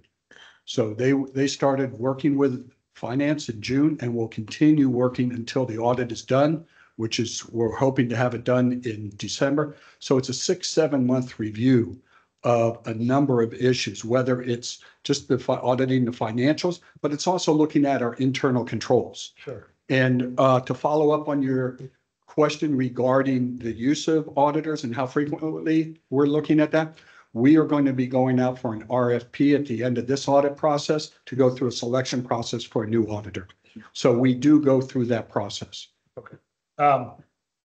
Is there, has anybody, because I personally, if I knew what this looked like, I wouldn't oppose it. But you know, it's not just 6 or 7 months of their time. It's 6 or 7 months of our finance department, our internal staff's time as well. I mean, I don't know what this would look like.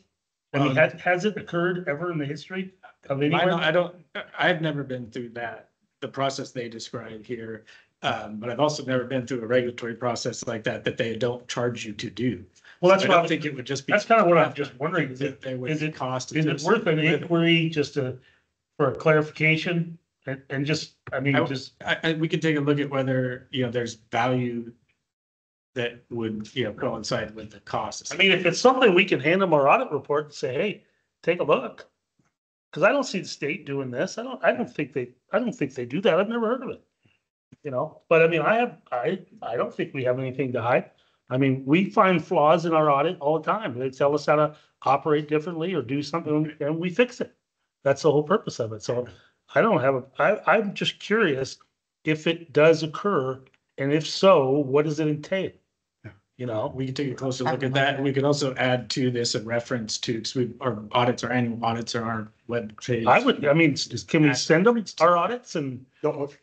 They do, and No, I mean, also, are we gonna send the grand jury our most recent It's a audit? lengthy document. We can send them a reference to it. We can send them the document, but yeah, it's. So I think we should at least do that. Yeah, and thank you, Jeff, for saying that. Let me chime in for a second here. It may take them 7 months, but they're not working on it 7 months. We have a lot of journal entries to do, so they're waiting on us for the documents. It's not like they're spending 7 months.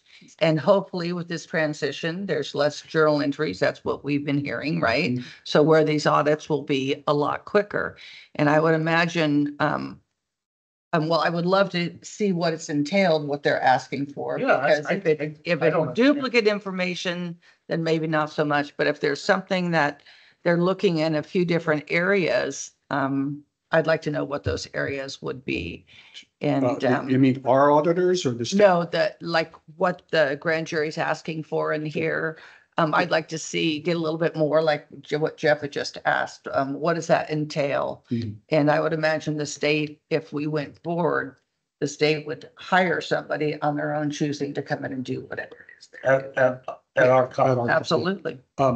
It looked like in each of the individual findings, they used generic language when it talked about going to the state controller's office. But just as a footnote, every year we are required to submit our audited statements, not the whole audited statements, but in their format to the state controller's office. They get it every year. So they already have it. They have it. Okay. But That's what I asked earlier, like, it's mandated and by whom? And so it is the state controller's office that we send that off to for review. Actually, it is yes, but it's our auditors who review it, and they're the ones that fill out the paperwork, or actually it's online. We review it, I review it, and then we push the button. Okay. I participated for 14 years doing audits myself, working at MSD. And I know there's a lot of work involved, but there's also a disclaimer from our auditor's office that says, it's not their job to pick out the problems for the most part. They just work with what's given them. So I know you're aware of that disclaimer, and there's somewhere. It's something I was very vague about it, but there is something there, and I'm not saying they don't do a good job. I would like to know more about a state audit and what that consists of, like what Jeff said. Well, I'm not sure that's what I said. I want to know what the process would be.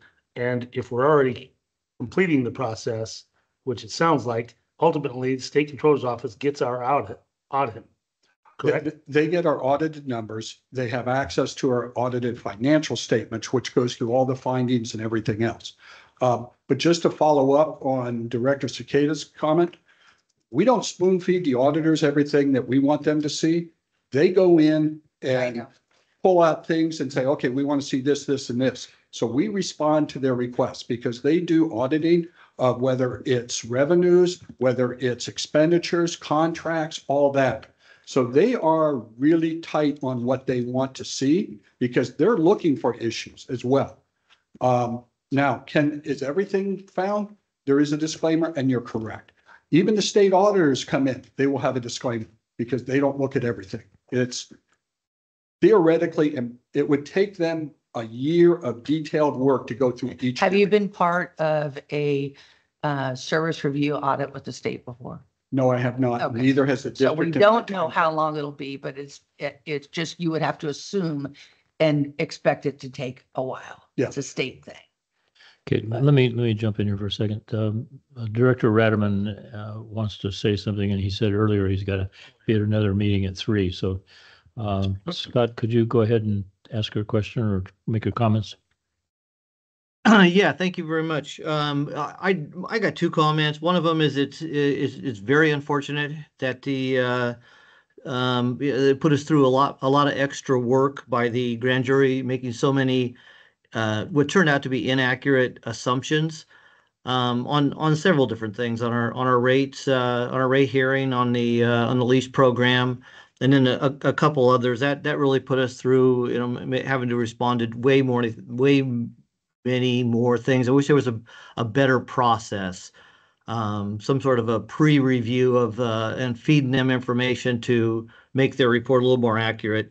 The very last item on here, I think is very important to me. The reviews, the performance evaluations. I really do think it's come before us a couple times recently now, and I would definitely like to maybe even review our policy on that. Do we need an update on that sort of a policy? And if so, let's agendize that for a future meeting. If it's possible that we're just not following it as accurately as we should or could, I'd like to make sure that we're following up and making some changes on that. But the overall review of our answers, I am in total agreement with. And thank you. And you're right, President Thomas. I do have to move down the hallway to my next meeting. Thank you very much. Okay, Scott, thanks for being with us today. Okay, I want to make just a couple of observations about what you were saying about the 218 process. I think that when we are faced with another rate study, that we should try to do a better, more accurate job in communicating with our ratepayers about the 218 process. I'm not sure that generally the people who were complaining about the outcome of our process weren't aware that we have parameters that we have to stay within. You know, the state, it's part of the state constitution, this 218, that we have to charge as much as it costs us to operate. We can't charge more, and we're compelled to not charge less. It's part of the state law. So we should do a better job of stating that at the onset so that there's no confusion about what we're doing there. We're not throwing darts. We're trying to do the best job that we can to make sure that we stay solvent and pay our bills. And so, you know, do you have any comment on that, Michael? Yeah, I mean, I think just if we did clarify that process, we had workshops on the process. We included slides on that in each of our presentations. But, you know, we'll always continue to try to find better ways to communicate, you know, that information more effectively. Well, just simply putting the language that's in 218, which is a certain amount of not being disrespectful, but a lot of legalese, just condense it into layman's terms that we're obligated to do this job, where we have always tried to do the best job that we can do. We will continue to try to do the best job we can do. And as far as you correct me if I'm wrong, but the mailings issue, that you made a comment that something went out late. I don't think that it went out late. I think that there was, I remember specifically one mailing that we sent it out, but it didn't get processed. It didn't get handled by the U.S. Postal Service. Just that we needed to send a follow-up clarification, and which is what we did. Okay, so anyway, we got a kind of undeserved black eye. But if that had actually been an issue, it would have been in the grand jury report. Yeah, it was not. Well, back to that mailer issue, we hired a company to do our mailing and it should have been up to us to make sure they got it out on time because it was the company, I believe, that didn't get it out on time. It right? went out on time. It did go out on It, time. it We didn't did get not, delivered. it definitely went out on time and the grand jury did look at that issue. It's not included in our responses because what the grand jury found was that we complied with the 218 process. They specifically state that in their report. So they looked at that issue and they found CCWD complied with the Prop 218 process. So they didn't make any findings or recommendations on it. Okay. All right. This, I think, concludes the board's comments. Anybody want to make a public comment on this? Come on up.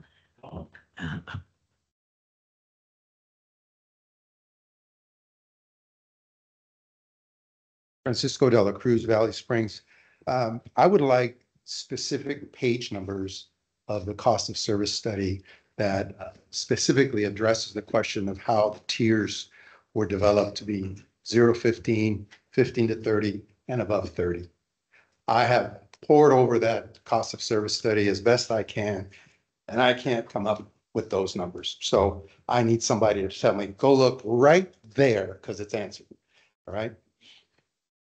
Secondly, I'm a retired HR VP, and I have a master's in human resources and organization development. And I could sit here and talk forever about an operational review that I think Director Cicada alluded to as an audit, but an operational review that looks at operations, how you do business, how you fill out forms, what forms go where, who has what responsibilities, how effective they are, how efficient they are. All of those things are operations related, not necessarily finance related, although they are affected by that. I don't see any action to review your operations, and I think it's a sorely needed area. One specific reason I say that is because, you know, you're not doing appraisals, as has been pointed out, and I would find it extremely difficult to do anything meaningful in terms of employee improvement, in terms of operations, efficiencies, et cetera, without numerical targets, without numerical standards, without something that measures what it is you're trying to accomplish. I don't see any of that. Okay, let me give you an example of your chart of accounts. Unless I spend a lot of time following Jeff around and listening to everything he does and says, it'd be hard for me to trace how revenue comes in, where it goes, how it gets dispersed to what accounts, and where it ends up with what balances and which balances are used to calculate your debt to equity ratio and all those other things. It's just not a transparent process. And it's not that difficult to make little boxes with little arrows that say, these accounts start here, they go there, and they end up there. And this is our chart of accounts that handles our balance sheet, our journaling, et cetera. It's not possible to do that from the website. And it's not possible to get that from the finance committee. Francisco, I'm out of time. No, you're not out of time. You got 45 seconds left, and I've paused it here, but I just wanted to remind you that the subject here is a grand jury report. You're getting off in the weeds about, you know, lecturing us about some stuff that we haven't done, operations improvements and stuff. What would you call this? I mean, if you hadn't started coming here, you and Michael, a year plus ago, this would have been maybe delayed a long time. These are operations reports, and I think that they're doing a damn good job on doing that. So anyway, 45 seconds remaining. Well, I have less patience than you. You've been in that chair for a number of years. I would have moved a lot quicker, especially when it means rate increases in the 20% range for a lot of us folks. So the whole reason you're dealing with this is because people were not happy with the rollout of Prop 218. That's where a lot of the grand jury complaints came from. They got so frustrated that said, our only option is to go to official complaint channels. And here to me, it's a dodge. It's a basic dodge. And I'll conclude there.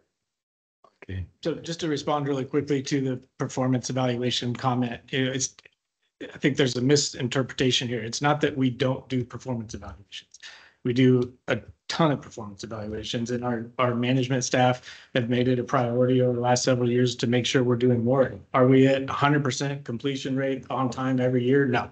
We have room for improvement. Do we do a lot better than what we used to do? Yes, and we do use that as a tool, but it's not, but we do still have some room for improvement. But I don't want there to be a misperception that we just don't do them, or that we don't care about them, or that we don't take them seriously. Michael. Okay, Mike Hasper, Springs. And just kind of a response to Jeff, you may have the grand jury utilizing the system to overhear this without being physically present in the room. They can be audio or they can be through the video sequence. So they may be observing on a regular basis and you just don't realize it. Second question, I'm just gonna summarize that most of the response of the grand jury report is CCWD disagrees with the findings. And that's fine. The explanations are good. Where does this go from here? You respond to the grand jury. Does the grand jury look at your responses? Do they respond to you? What's the process to this, or it's a complete waste of time to even respond to it because nothing's going to be done. They gave a report, you gave a response, and nobody's going to ever look at it again. Well, we do take it seriously. Our responses are not a dodge. If we wanted to dodge, we could have. I didn't say that. A whole lot fewer words than what we put in there. We took it very seriously and we provided meaningful responses to each of the comments, each of the recommendations. But it doesn't, I wouldn't expect, so our response will get published as a part of the grand jury process, but that concludes the process. They do not respond It again. includes the formal grand jury process. No, I don't think they're going to publish a response to our responses, but there is still some work that we're undertaking, as we mentioned in our responses. We are working on addressing some of the HR issues. There's some follow-up work that is going to come from this that will continue beyond just us submitting these responses. But for the areas where the response was the underlying assumptions are incorrect, here's the correct information, as far as I'm concerned, it stops there. Okay, I just wondered where it was going to go down the road. I was trying to figure out where it ends. And apparently it ends after the response is received. Thank you. You still have almost 2 minutes, Mike. Non-transferable.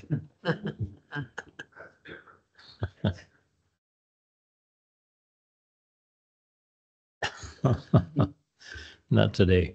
All right. Any other comments? What's required by the board? Is this a motion or is it just direction? Yeah, we need to acknowledge we got direction. Okay, well, if you need a motion, I'll make a motion that we submit the report with that one modification, that it's not profit, it's equity. That was just on the lease return. Yeah, we'll make sure that's correct. It's not profit. I'll second. Actually, there was one more. Where did I see it? There, three things. What do we Use fix? the word the, and I think it should be that. Somewhere, does that I matter? have to get somewhere.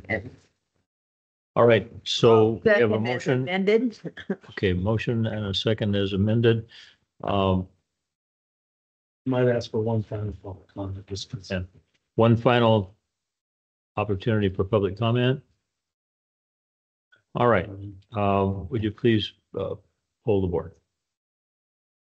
Director Cicada, Yes, just my comments are really important to me. That's what I said. Director Davidson, Yes. Director Underhill, Yes. President Thomas. Yes. Yes, Director Ratterman is, God, it says at a rate that exceeded or something. I'll show you them afterwards. all right. Okay, moving on, we have reports now with external affairs report. Must be Kelly. Hi, Kelly.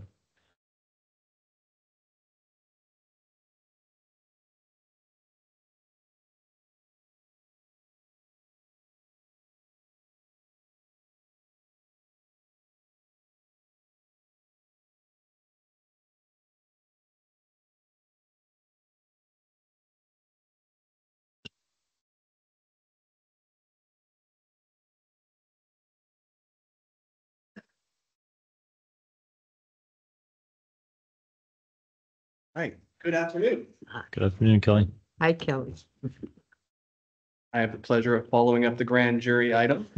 So, Do you have any comments on it? no, not at this time. Okay. So here we are, the External Affairs Report for September 25th, 2024. I'm going to start off a little bit with a story about my morning routine. And it's essentially identical every single morning I've noticed. I wake up, start the coffee, drink a glass of water, make my healthy green drink, and then I take my shower.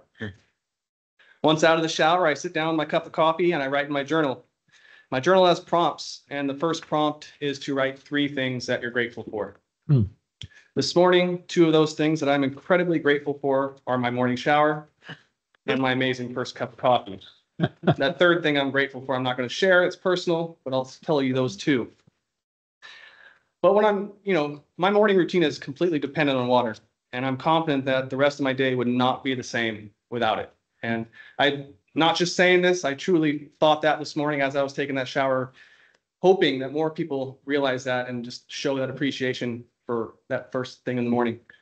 Well, thanks for just showing us the hand washing. I appreciate it. I take care of that in the shower. I try to conserve. I also brush my teeth in the shower. So. I'm pleased. It's too much information. I'm proud to announce the 2 scholarship winners are off to college. And so we did have 4 winners, but 2 of them are off to college, and so they put in for their scholarship money. We have Aurora Lewis, a Bret Hart High School graduate.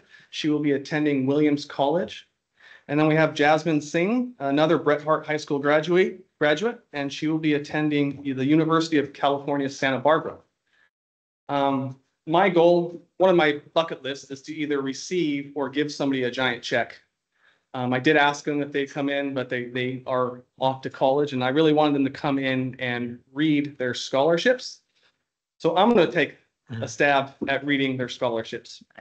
So you can listen to the scholarships, or I got some beautiful videos you can look at while I read the scholarships. Your choice. So this is from Aurora Lewis. My life can sometimes feel hectic, either by schoolwork, athletics, or extracurriculars. My brain gets out of balance. During these times, I go to the Murphy's Park. I feed birds sunflower seeds and put my feet in the chilly, fluid tributary named Murphy's Creek. I get cold easily, yet I will still sit to listen to the rushing water that supports other creatures and even the birds I feed.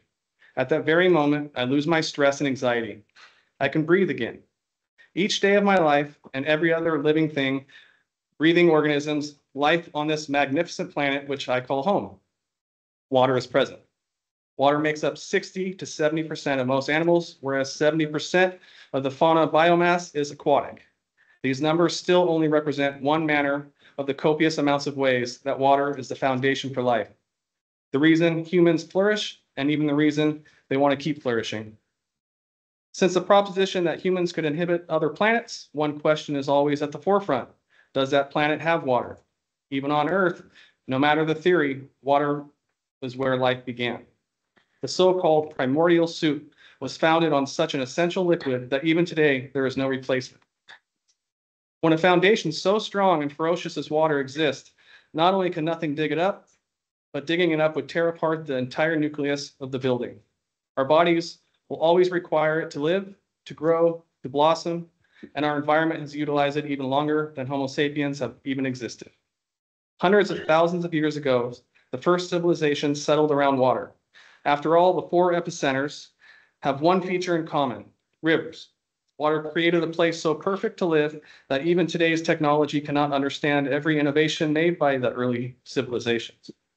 The ancient Egyptians could grow food easily enough that their time was instead spent on projects such as the Great Pyramids. Water was the main reason why this was possible. Asking about the value of water is similar to asking about the size of the universe.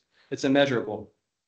Today's society has placed a small price tag on such an important resource. Even in the middle of a deserted place, cities run water through broken pipes, wasting hundreds of thousands of millions of gallons a year. That water once used to start life is considered so menial that it sometimes is not even a cent per gallon. Why is this fiscal value so small, even though it's important importance is immeasurable. Some scientists believe it is the classic tragedy of the commons, when it is neither owned nor taken care of by anyone, yet everyone profits from it. As we humans live in a new age, such extrinsic value finally seems to be represented. However, we must be certain that we are doing what we are doing to clean and take care is enough, especially when there is an internal value to water as well. Water is so much more than a resource. It can be a recreation, a job, or a sanctuary. Swimmers can use water to be athletic, to overcome an injury, or to simply have fun. Families find a way to bond even when nothing else allows them the opportunity. As a child, my family could not afford to go to Disneyland or on big trips, or even sometimes do any activity. We instead went to the creek, Murphy's Creek, the place I learned to swim against the current, to catch fish, and even to make friends. As I aged, my dad and I talked about the different aquatic ecosystems and even identified the algae on the rocks. I passed these lessons on to my brother, so we always knew the importance of the creek. My childhood would not have felt as playful, as educational, or even as loving if I did not have that creek. This is why my feet stay in the cold liquid when I'm anxious. I am reminded of the tremendous value of water. Wow. Yeah. That was was great. amazing. Thank you very That much. was amazing. I tried really hard to get them both to That come was do that. Yeah, Senior in high school. Do you know what she's going to college to do? Not what she's studying. She's the one that's going to be going to Williams College, which I She's gonna get a believe. degree in AI, I think. You better not.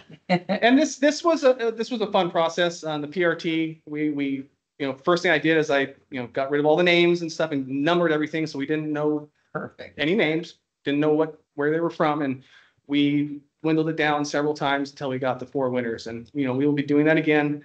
And again, this program is, we partner with East Bay Mud on this program, so we match with them. How much did they get for their scholarship? $500. And so we offered 4, and again, 1,000 from East Bay Mud and 1,000. Kelly, that green water up there, is that gonna challenge Damon's techniques? No, that's good stuff.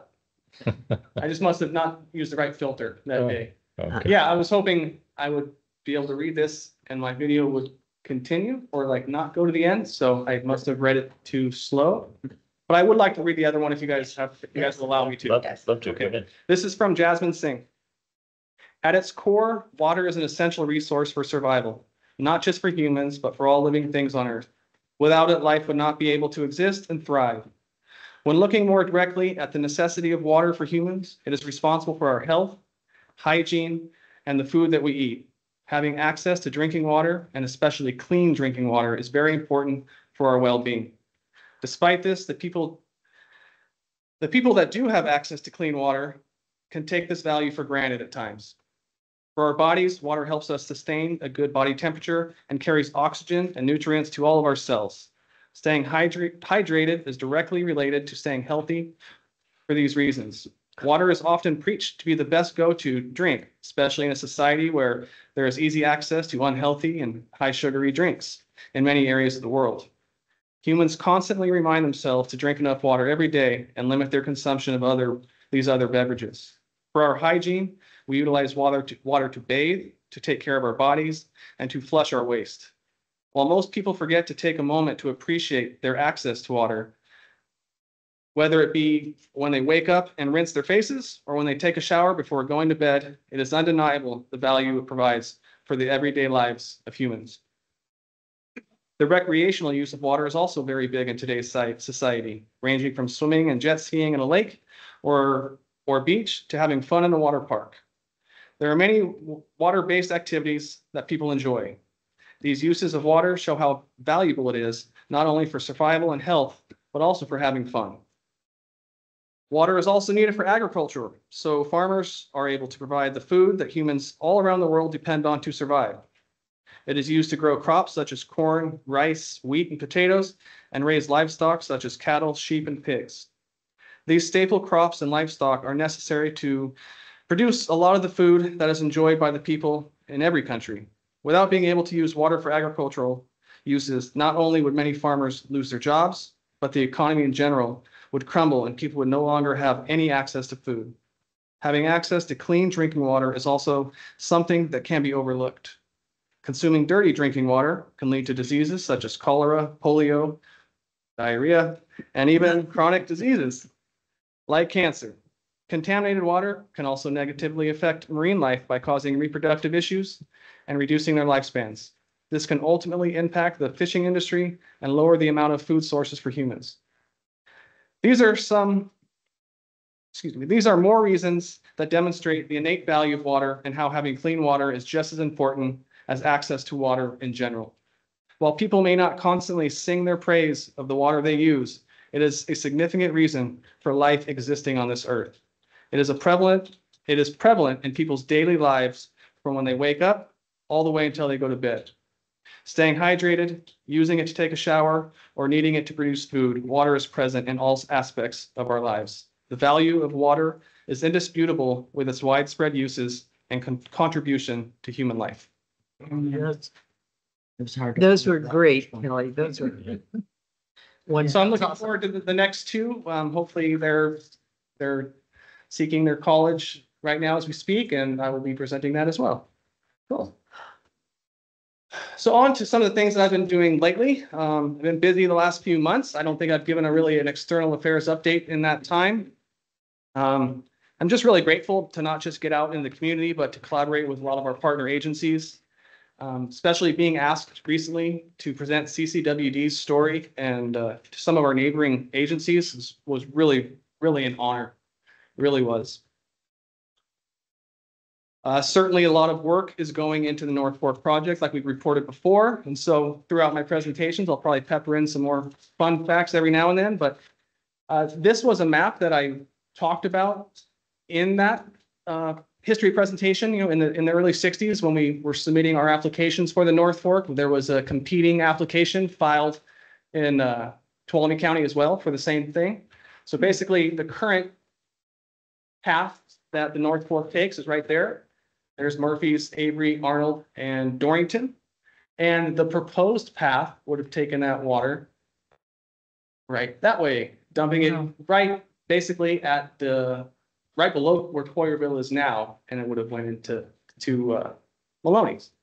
So I urge you guys, if you want to see this, sorry, it's kind of hard to read, but once you have the material or digitally, you can zoom in a little bit and see the different reservoirs and the different tunnels that it was projected to go. And so this effort was about a 5-year effort between the two agencies. And obviously the North Fork goes down the other way. Yeah. Thank goodness. Thank goodness. Absolutely. Thank goodness.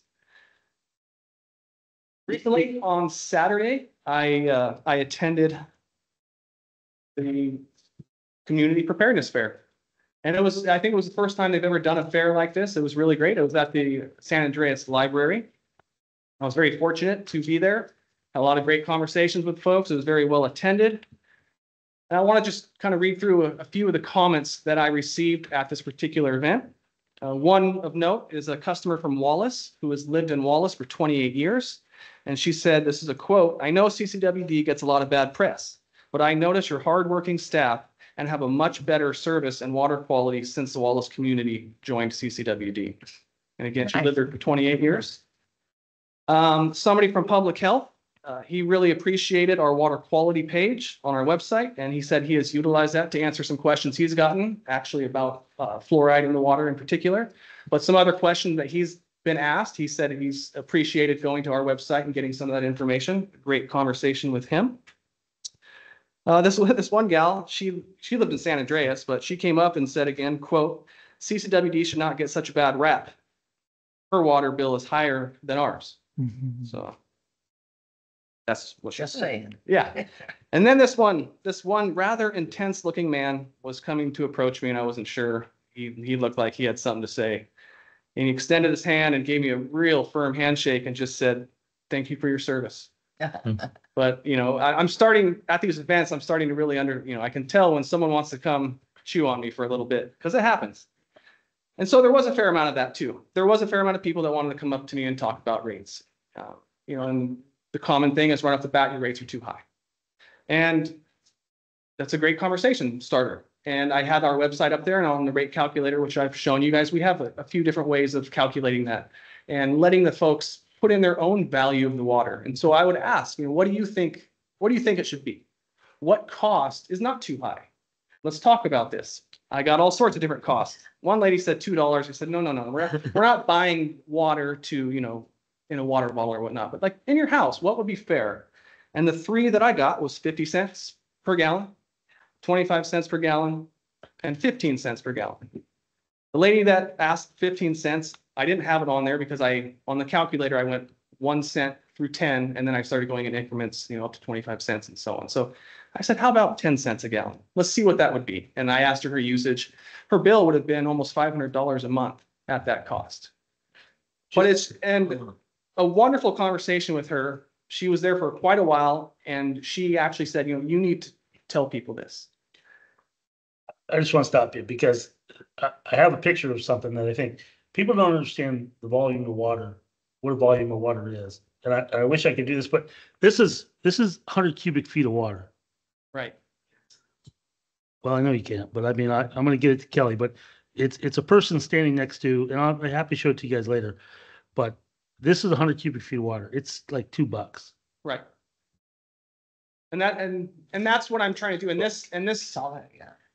this customer, she was from Rancho, a really, really good conversation. And that's what's fun, is to have these conversations where they come at you a little bit strong, and you just talk with them, and some people want to say something, but they don't want to be rude. And I really invite, let's talk this out. Let's talk through this, and maybe I can educate you. Maybe I can't, but I'd like to try. And she said, you guys need to tell people this. And I feel like we have, but maybe we just need to continue to. Well, just real quickly, because I think we need to tell the story too, because I mean, if you're talking, we're talking about, 1,500 cubic feet, we're talking about 20 of these water tanks.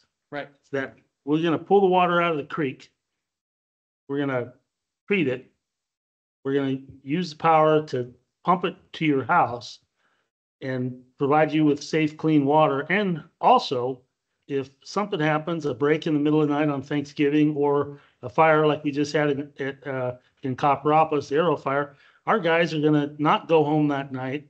They're going to stay out there and make sure that we provide gas and fuel to make sure that the firefighters can put the fires out or repair the line. So, I mean, when you talk about the value of water, you got to make them understand it's not just a consumptive, it's the protection of the resource.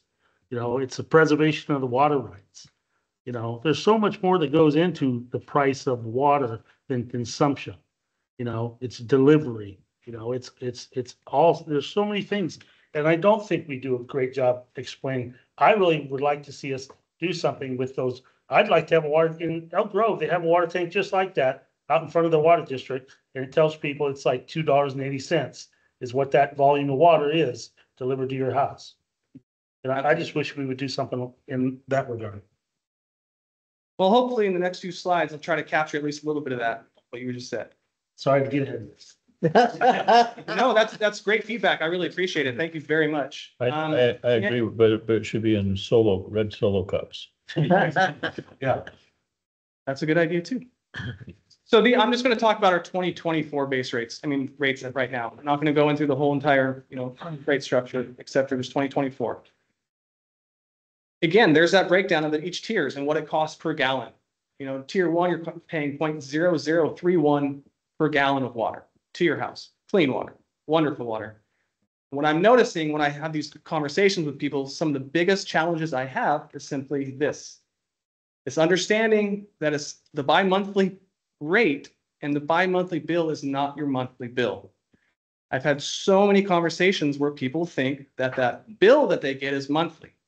I don't think I have any bi-monthly bills. So I think probably a lot of people are in that same category where maybe it's hard to understand it. But that's very, very common in my conversations where automatically they think it's monthly. I don't know if our brains right away split it in two. You just get this bill and you go, But again, let's put it in context. The base rate is $76.18 per month. The numbers we see all the time is the $152.36. That's what we're always seeing, but that's what it really is. And so I'm not going to go over the base rate. There's a lot of the questions of why do I pay when I'm not using water? The two on here are all important, but the two that really are crucial to me is the fire protection. You know, just having that fire protection 24/7, 365, protect my property, whether I'm there or not, is extremely valuable to me and my home and my community. And the last one is that community. You know, essentially, there is no community without clean water. There just isn't. And so I can't emphasize that enough. I'll leave it with that. I mean, again, there's no community without water. Our schools, our businesses, recreation, everything. So I'm going to break down a few different categories here. We're going to take consumption for a tier 1 user at the top end of tier 1, which is 1,500 cubic feet. That would make your monthly bill $187.16. Again, that would make your monthly cost $93.58 and a daily cost of $312. Didn't want to mess that one up. Which puts the total cost per gallon at 0.017 cents. That's including the base rate. That's everything. That's using, again, yearly, that's 67,332 gallons. It's almost 3/4 of a 1,000 gallon tank. And that's just over 13 5,000 gallon water trucks. The reason why I use the 100,000 gallon tank, because it was a little bit easier for the math. The tank that Kevin reported on earlier is about 100,000 gallons. So I thought I could, you know, tie it in with that. But some of the newer tanks that we're putting in are like in the 200,000 mark. But still, I wanted to kind of give a perception or an understanding of, wow, just one customer could be potentially using that much water. And again, this is tier 1. Jumping over to the high end of tier 2. Your total bill, again, this is with 3,000 cubic feet of consumption. Total bill of $224.96, monthly cost of $112.48, and a daily cost of $3.74, which puts your total cost per gallon at 1 penny. Kelly, what's the average either gallons or cubic feet of consumption per household? I was afraid, but knew you would ask me that. And I don't know that. I don't know. I mean, I will certainly look into that. Because that would be helpful for me to have this, because, you know, if the average is not 3,000 and it's 6,000 a month or whatever that is, then these numbers would be a little bit. Right. It's really hard. It's just, that's a Damon, lot. you know? Anybody know? Well, I know, Cindy, there's so many different uses, like, you can't really compare. Like, if you look at the overall water use up above Murphy's, it's completely different than the water use down in Copperopolis and Rancho. The bigger lots, drier climate. Yeah. I mean, it's very hard. I mean, you can't compare Gold Creek to La Cantena. But what you could do is, what is our average household in usage here in just our district? I can tell, what's that one? I'm a ratepayer. I pay the same rates. I pay this exact cost. I have a family of 4. One's a teenage daughter who I think it's just her goal is to drain the hot water tank every day. I think that's just what she really wants to do, is see if she can get every bit of hot water. 3,000, you said? No, we very rarely go into tier 2. Maybe in the summer, we dabble in a little Tier bit. 2 is Yeah. 1,500? No. No. What is tier 2? Yeah, 1,500 cubic feet to 3 for 2 months. But yeah, I very rarely, and I have mild landscaping as well. Now let's take a look at tier 3. This is, I just went in 1,500 cubic feet increments. So this is 4,500 cubic feet. Would push your bill to $266.81 with a monthly cost of $133.41 at a daily cost of $4.47 for what I consider a relatively high user. $4, let's round it up, $5 a day, which puts your total cost per gallon at 0.0008 cents. So yes, we pay for more water as you go through the tiers, but actually your price per gallon starts to kind of go down a little bit, because no pun intended, that base rate kind of dilutes, you know, I mean, so essentially that price per gallon is slowly dropping as they're using the higher usage. And again, at that consumption level, that's 201,996 gallons per year. That's slightly over 2 of those 100,000 gallon tanks, and just over 55,000 gallon water trucks. A lot of water. Here's the comparisons. Again, there's so many ways that we can look at the cost of water. We can put it in cubic feet. We can put it in 100 cubic feet. We can put it in gallons. We can put it daily, monthly, whatever you want. Those are the costs. And that's what we're facing with right now in 2024. Maybe it's because I'm a 23-year water guy, but I value the water that seems to magically come out of our faucet, shower, and toilet and hoses around my house. And I will never take that for granted. I truly appreciate just being able to have that water when I need it.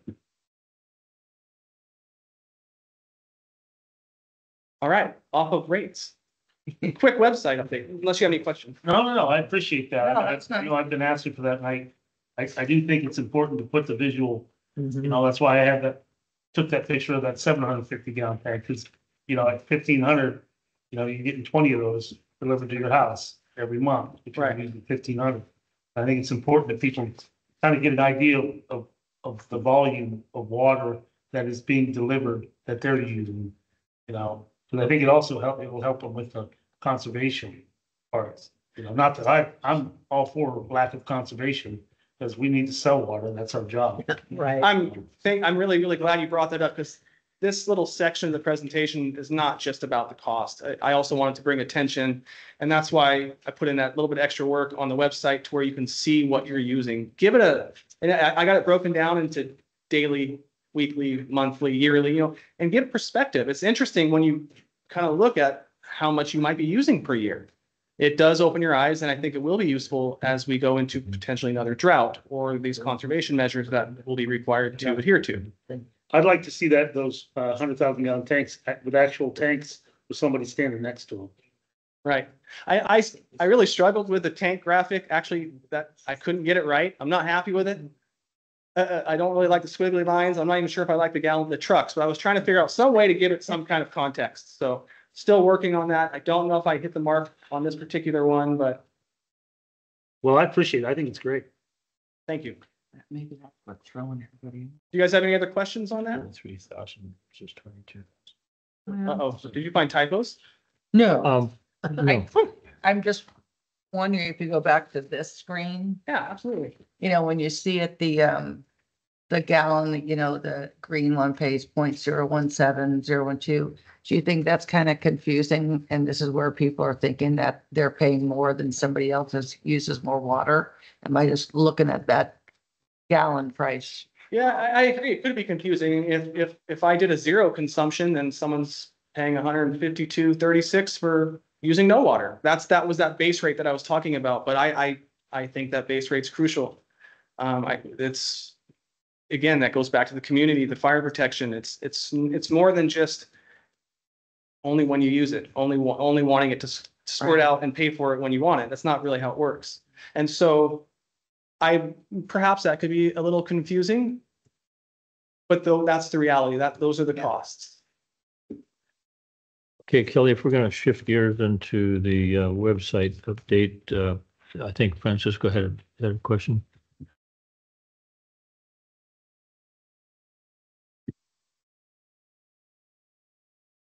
I think that calculation that Kelly showed might be driving the subsidy argument, because on a per unit cost basis, the smaller user is paying more per gallon than the large user. Just on a per unit basis, Just saying. maybe where it comes in, where. Right. Well, can I respond to that? For years, I've always wanted to get a pie graph and I wanted the stamp that we used to send the envelope to be one little section, because it's the bureaucracy that everybody pays for. And the water coming out the end is different, but everybody has to pay for the bureaucracy and the regulation and all the stuff that we do. So that's all even. So then the consumption of the water is a whole different thing, and it has a fixed cost that is less than that doesn't include the bureaucracy. So you don't pay more for the bureaucracy. You don't pay more for your stamp to get the bill mailed to you if you use twice as much water, because we're only mailing you one bill. But the larger meter customers do pay more. The base rate is significantly higher the larger the meter is compared to, you know, the residential 5/8 inch meter charge. So No, there's a different consumptive charge for commercial, but I'm just saying in general, that's how that difference that Director Davidson's talking about is made up based on meter size. So they aren't being subsidized. That's pure consumption level difference. 15 to 3 above. Nothing else changed except consumption. Your per unit cost went down. So that goes against your cost of service. That, unless you can show increased costs, you're how are you justifying the breakdowns? There's nowhere I can see where you did a study, you just said you don't know your average uses. And I would assume that you'd have average uses per water agency, so you'd know what all the costs for that water agency were, all the costs for this, and then you would probably put it together at the district level. But I couldn't find anything that helps me come up with 0 to 15, 51 to 3,000, 3,000. But these are all 5/8 meters. Right, yes. Yeah. These are not the commercial that he's talking about have a higher base rate. So The volume is what's driving the cost per unit down. You're giving support to the argument that the low users are subsidizing the high users, and the high users are paying that less per unit cost for the same gallon of water that the guy at 1,500 got. That doesn't mean that they're subsidizing because it's not based on a made up number. It's based on what is actually in those tiers. So it's not a subsidy. It's based on the actual use characteristics of each tier. And the difference, the differential with it, we were just talking about is the base charge that each meter pays, which is different. But go ahead, Tony.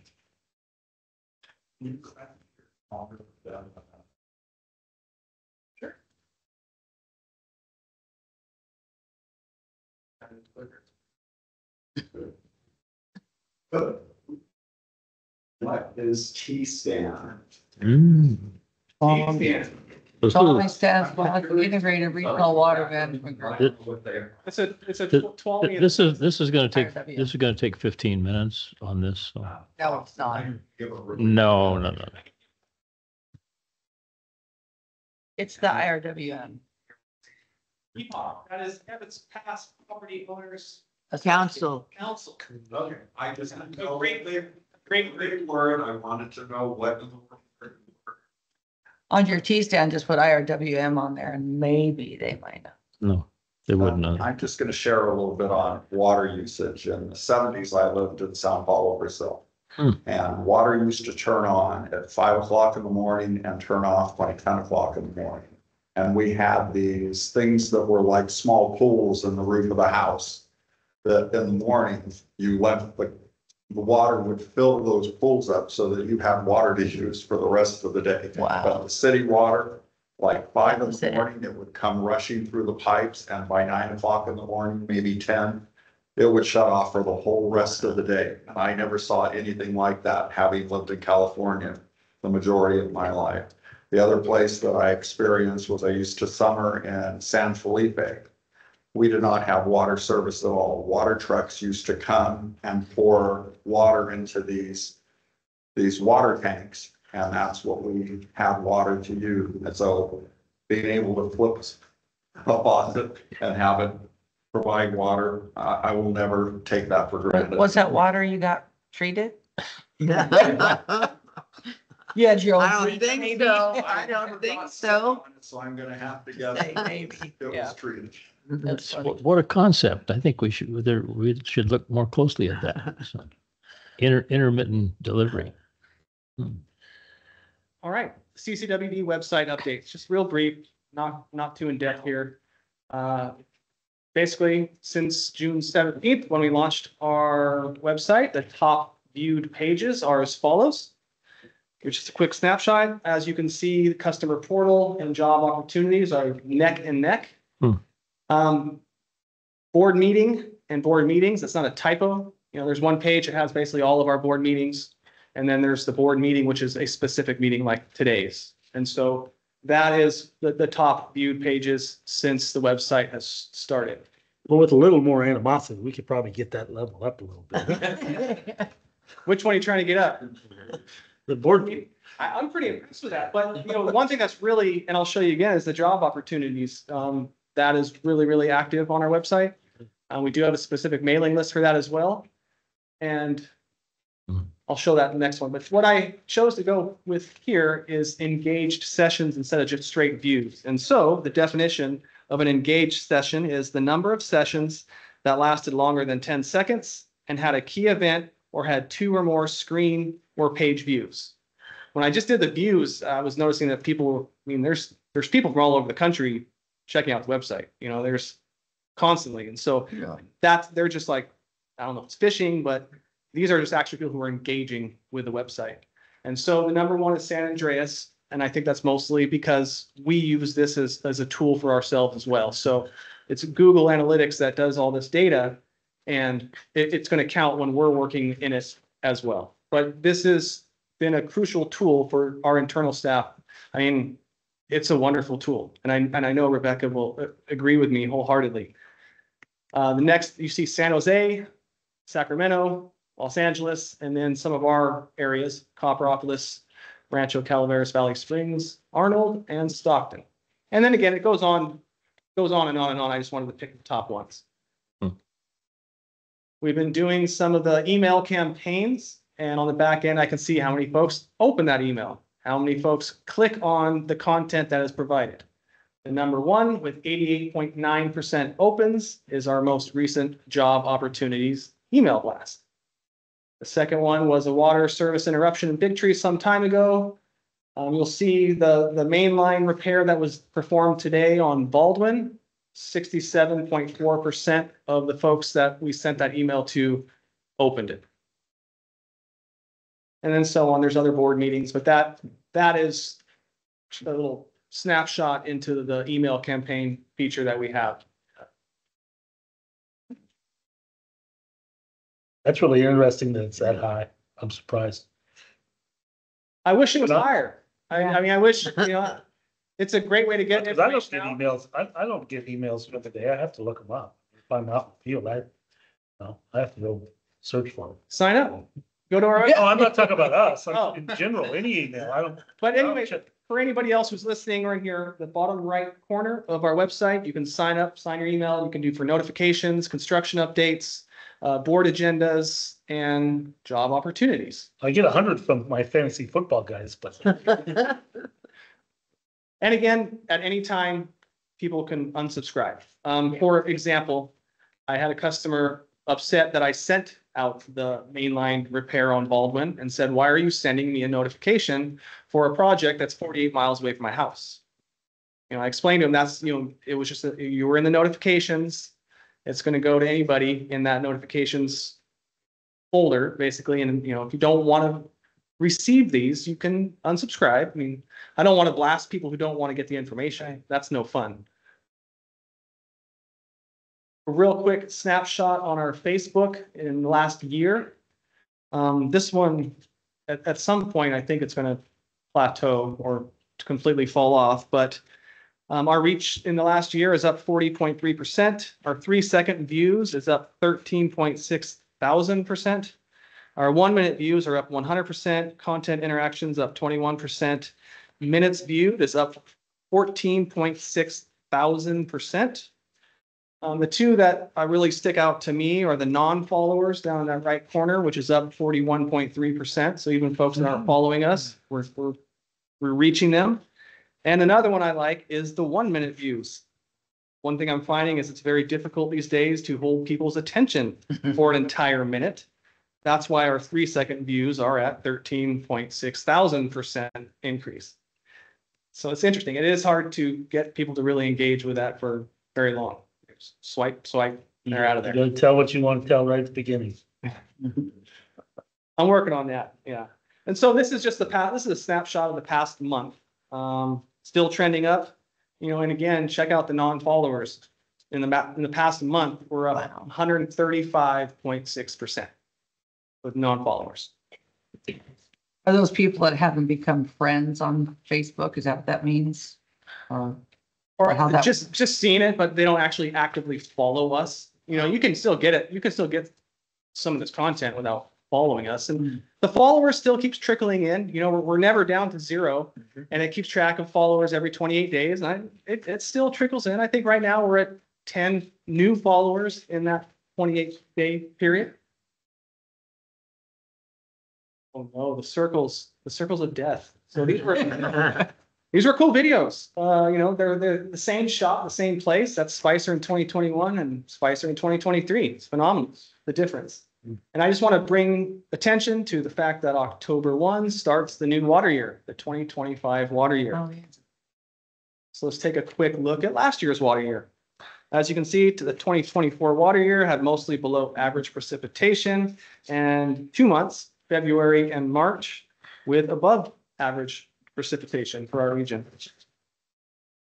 And overall, our region finished about 6.8 inches below average for the 2024 water year, but there is a few more days. So if we get some rain, maybe we'll bring that up. I don't see it in the forecast, but you never know. Here's a quick shot. They release these maps on Thursdays, so the new map will be up tomorrow. However, this time last year, there was no color on that map. California had no abnormally dry, nothing. It was completely white this time last year. So we're starting to go into that again. As you can see, a huge portion of the state is in what's considered abnormally dry. I hope you guys saw the most recent Facebook and email blast about joining EPA's WaterSense program. Really excited about this. It's loaded with all sorts of great content. It's really going to help me just push out that conservation and get some of this information into people's homes. WaterSense aims to decrease indoor and outdoor water use through water efficiency products and water saving practices. The program encourages customers to look for WaterSense labeled products, which are independently certified to use 20% less water and performs as well or better than standard models. WaterSense also promotes water saving techniques and practices that reduce stress on water supply. So I just got the call earlier this week that we're a partner. Again, I get all sorts of access to good infographics, good things that I can use in schools, different social media things, different videos. I'm not going to go through all this, but it'll be part of the presentation if you guys want to see some more of the frequently asked questions and kind of what WaterSense is. This will be on our website, part of the presentation as well. Nice. So this is one of the little videos that I pushed out the other day when I announced that we joined WaterSense. It talks about the different efficiency in toilets and just cute little video. We don't need to go through the whole thing. Again, it's a minute. And I already know that I can't keep that attention for a minute. So I'm just looking at. I'm looking for what agenda item we're on right now. Yeah, okay. That's why I was looking at your face. I was going to take your cue. I like the video. All right. All right. You guys next? Ready? Yes. Okay. See, that's why our 3-second views are so high. Yeah. And it is with great pleasure to bring attention to Water Professionals Week, which is October 5th through the 13th. Pretty excited about You guys this. have plans? What are we doing? What are we doing? We're just going to appreciate them. No, just kidding. So I certainly don't believe that we should limit our appreciation for our dedicated water professionals to just 1 week. However, during that time, I'll be stepping up efforts to show extra gratitude and shine a spotlight on the vital services they proudly provide to our community. Very nice. During that week, you'll see all sorts of hopefully fun stuff and just remind everybody about the hard work they do. Another really quick note for our website, one thing that's really popular is Damon's reports. The ops reports gets a lot of traction. Rebecca does a great job of parsing just his presentation out, and we put that on the ops page. And then I try to push something out, encouraging people if they missed it to check it out, because people really enjoy that. It's a great, that in itself shows a huge amount of appreciation for our folks out there in the field. And I think Damon does a good job of highlighting that every single time he gives that presentation. Yes, you both do. Okay. That is all I have for today. Thank you very much. Appreciate it. Thank you. Very Anybody? Thank you very I much. enjoyed that. You held my attention the whole time. All right. Yeah. I started to lose Jeff, but I think we got him back. Yeah. When I told him it was almost over. It was all good. All right. Thank you. Okay, Kelly. any other questions? Questions, public comments? Good job. Yeah. Okay. Good job. Kelly, I like the end the best. The end. Well, again, you guys put me right after the grand jury. Thank you. Thanks, Kelly. Check the agenda next time. All right, moving on to 5B, General Manager's Report. Okay, great job, Kelly. Where Kelly wowed you with content, I am gonna wow you with efficiency and speed, because we do still have some stuff more to do. I'll be very brief. We had a productive Finance Committee meeting last week, and we're looking forward to Legal Affairs Committee next week. Also had a Blue Lake Springs Mutual Water Company meeting recently. And we talked about multiple things, including restarting regular meetings where we invite a board member or two with theirs. And so we're trying to work on some dates with that. I'll keep you posted, Director Underhill. But they also wanted to inform us of they're replacing or rehabbing a tank. And so they will exceed their daily maximum for 1 or 2 days this month under our wholesale water agreement with them, which is an issue we've discussed in the past, but this truly is a one-off. Their consumption levels had gone way down since 2020 when it was actually driven by consumption. Now it's not driven by consumption, it's just a tank rehab. And so we gave them the okay to go ahead and do that. And they may not even exceed the daily maximum, but Tyler, the GM there, is very, very forthcoming about that. And then we've got, we also have UMRA next week. That is the Upper McCallum River Watershed Authority. Sorry to switch back to acronyms. Joint Powers Authority among the agencies that use water in the McCallum. And the East Bay Mud Barbecue is following that movie, the annual party. That's all I have. Awesome. All right, moving on to board reports, information. Can we start with you, Bertha? Well, yeah, pretty quiet up the hill. The weather's beautiful and White Pines is White Pines. We received this card about a series of bills, and I wanted to know the status of any of them, AB 460, AB 1337, and SB 389. These are water rights. Those are the bills. water rights bills. None of them have gone in. Yeah, I don't think any of them made it through this year. Oh, okay, because I was supposed to contact my legislator, but I guess it didn't work out. Who is that from? I don't know. Aqua. Ah, gotcha. Yeah. Okay, didn't make it. All right. Nothing for me. That's it.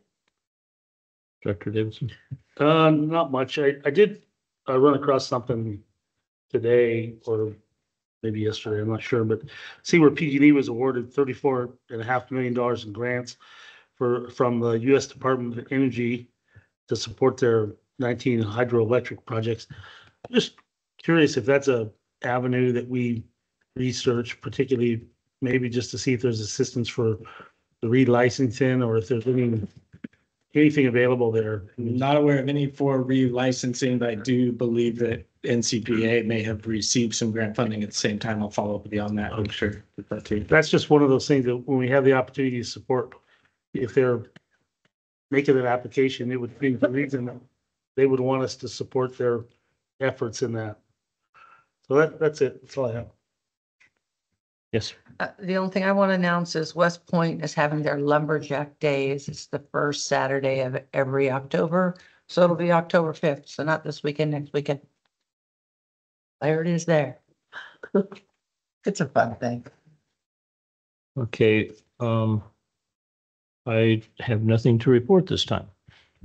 Okay. So let's go on to the next board meetings as scheduled will be Wednesday, October 9th, and Wednesday, October 23rd, 1 o'clock. Okay, now we're going into closed sessions. We have 2 of them.